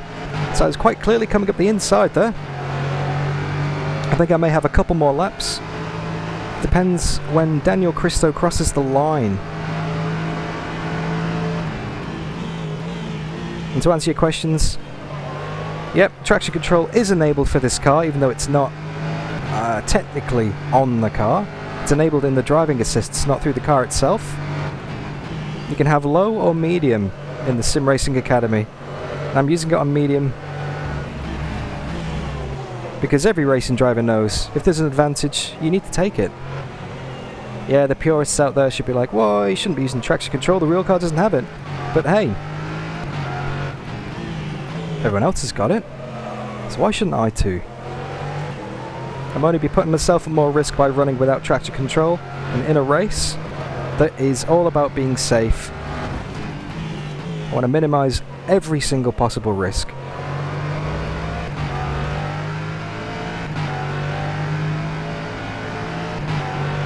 And if everyone's got it, it's fine. I mean, in the real VEC series, the Virtual Endurance Championship, I know that the LMP3 doesn't have traction control. One more lap to go. That lap time was 1:28.44. Okay guys, we are on the last lap of the race.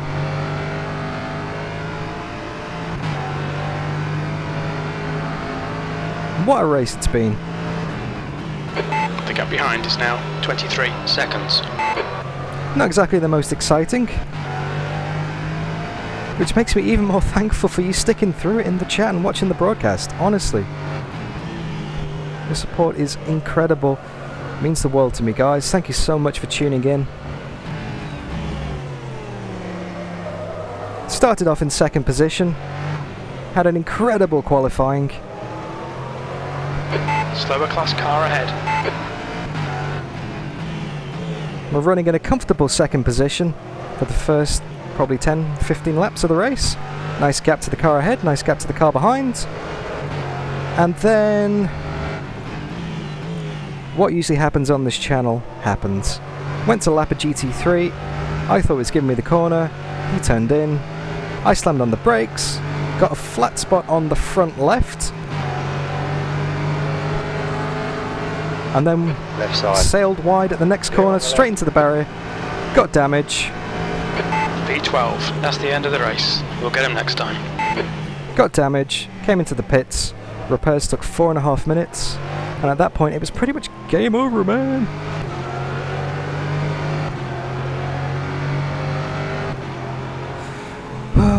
P12, what could have been? What could have been? We had the pace on Daniel Cristo, that's for sure. We were ahead of him at the time.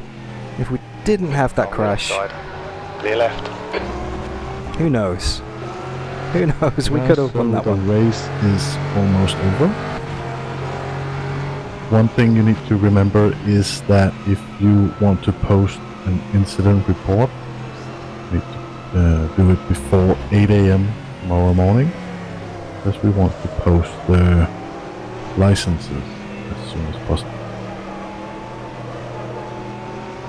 That is the voice of Jimmy Allison. Not our race director today, who is Carlos, but Jimmy Allison is the lead administrator of the Virtual Endurance Championship. Very authoritative voice on TeamSpeak there.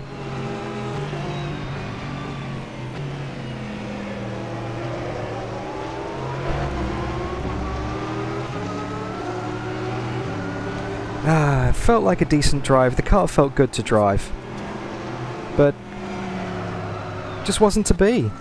So we get someone spinning out on the cooldown lap.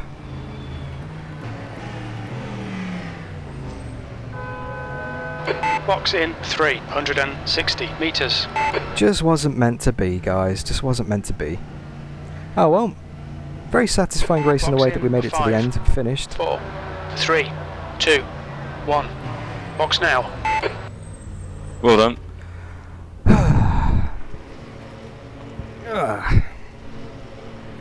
Thanks, Ed. Thanks, Ed. Thanks for being with me throughout the race, mate. That's right. So 15 to 20 other people. I really do hope I get this license. Should be okay. I think it should be fine, you know, with the holding the brakes on the pit entry, I think. Yeah. I spoke to Devin a little bit, and we both agreed that the only thing that could possibly look bad from you is that you were driving quite quickly when the car was very damaged. Yeah, true. I mean, But the car didn't feel... It's unlikely that'll be a big problem. Yeah, it didn't feel too bad. Just heading into the pits, you know, like I did a few high-speed corners and it gripped up fine. I thought, oh, it's only a bit of minor suspension. And then just braking for the pits, yeah, it just snapped completely. Yeah. I just want to say massive congratulations to Daniel Christo for winning the race as well. He deserves that result. Good on him. Good on him. Especially after last week. Oh, let's take the headset off.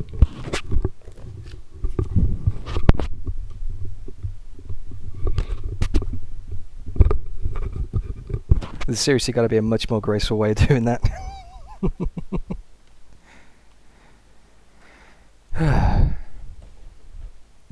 Alrighty guys, there we go.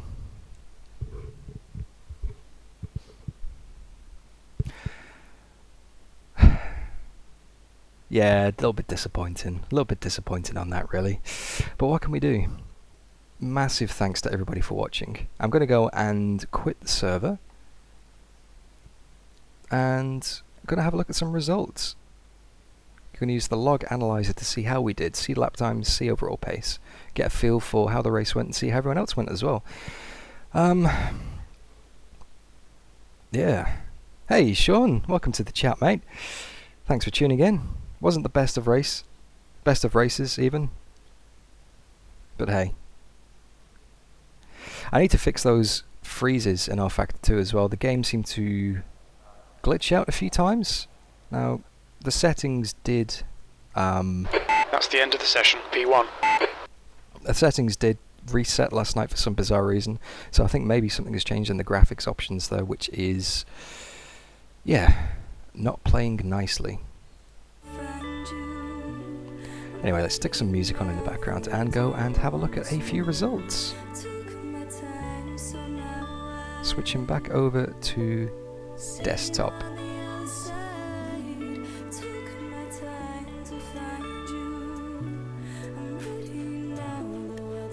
Yeah, I hope you guys enjoyed the race. Hopefully we get our license. And hopefully we can start going racing in the VLMC. Yeah, it's a strange one, Devin. It's a strange one, because the game itself kept on running. But it just had a graphical freeze. Thank you so much for watching, Varus. Hope you enjoyed the stream, mate. You sleep well, which seems like a very strange thing to say at 6:40 in the morning here in Australia. But no, thank you so much for watching, mate. Let's go and have a look at some results. Let's bring this tab over.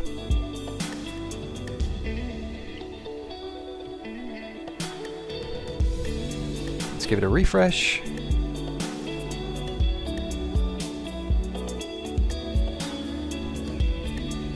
And let's have a look at Interlagos. So fastest lap and fastest pole time for Ben. He was the strong leader at the start of the race, but Daniel got him.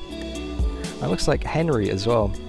Henry Cynic, fastest guy pretty much all the way through practice.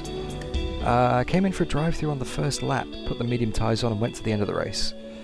We were down 11 positions, 3 laps down, which is a little bit frustrating. Anyway, let's have a look at our race history. Is this the one I want? No, race sectors and laps. Give it time to import the data. You can see we were 0.02 off the pace in the first sector, 0.1 off the pace in the second sector, and 0.19 off the pace in the third sector. We could have had a better time, I think.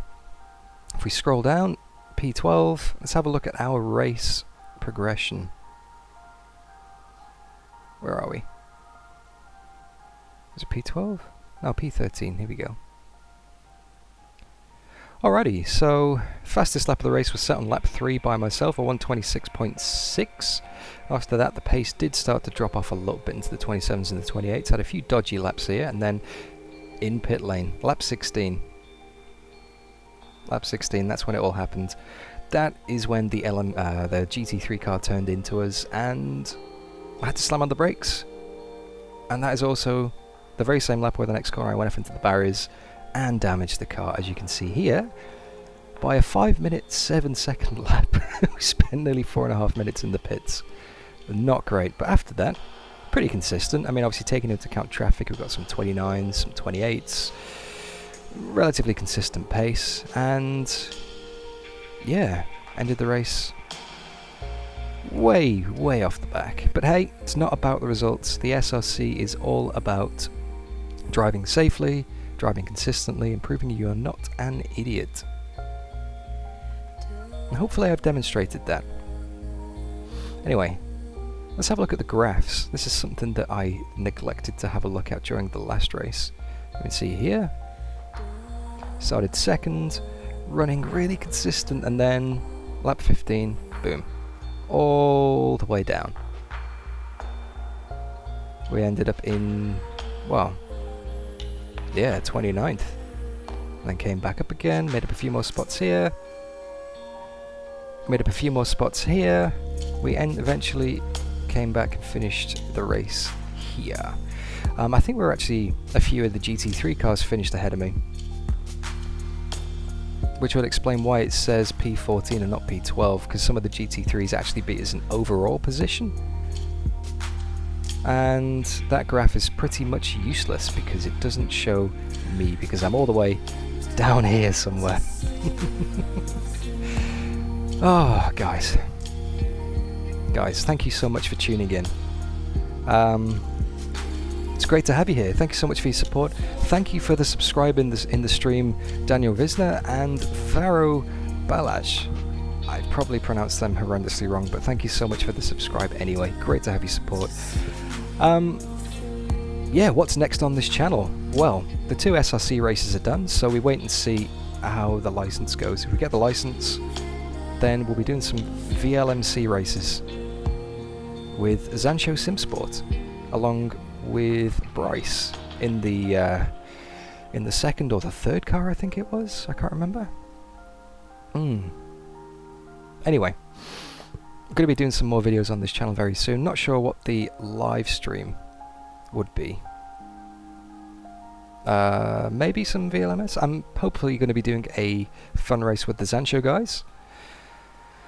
I've got some nice videos uploaded as well, or scheduled to upload over the next few weeks. I will be taking a break over the next couple of weeks, but I'm not going to be leaving the channel. I'm going to have some scheduled uploads going in the background, so I won't be here, but the channel still will be, so hopefully that keeps you guys going. And then start September, back into it. JT, just for fun, take the Norma around Mosport. I did actually drive the Norma in a previous race on this channel at Road Atlanta, which was an amazing race. I really enjoyed that. I think that is on this channel probably about 4 months back. If you haven't checked that out, go and have a look at that if you enjoyed me driving the LMP3 today. Devon, it's about keeping up the driving standards in the license series. There was a few incidents that were a little bit iffy, maybe. Looking back at the race, would you think it's worth reporting? Well, there was something in practice, I think. Something in qualifying, someone slamming on the brakes in the final corner, but it didn't really affect me too much. That was my first lap in qualifying, that's right. Yeah, I'll review the footage. I'll go back and see if there's anything I want to report, but to be honest, I'm feeling like I got off lightly with the last race. Daniel Christo let me off lightly with the last race, so I might pay that karma back somehow. Yeah, I might put it forward but not report it and just see. Hey Luke, good to see you in the chat, mate.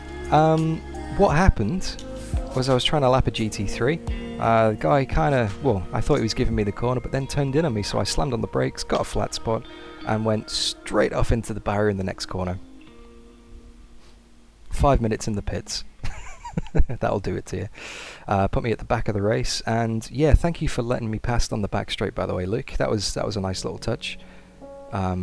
I know you're a lap ahead of me, and I had a little bit more pace, so I really appreciate you letting me go and do my race. That was nice. I think it's probably time to start wrapping things up, guys. Thank you so much for the support. Thank you for watching the stream and watching the race. You've been absolutely fantastic, and if you made it through the whole thing, you're an absolute hero. I commend you for that. 6:45 AM in Brisbane here. 6:45 AM. Thank you, JT. I think it's time to go and get some breakfast. I've been up since 3 in the morning, and I need another coffee. This one's gone cold. Is there any left? Yeah, I've got half a cup, but that's not going in the microwave. Have an awesome day, guys, or evening, depending on where you are in the world, wherever you are, whatever time zone it is. As soon as I get some news on live streams and on the license, I'll post it up on this channel and let you know. But I will see you all in the next video, or the next stream. That's right, Sean, day off. Brisbane Echo, mate, gotta love it. Enjoy your day, guys, enjoy your evening. Thank you so much for watching, and I will see you soon. Take care of yourself.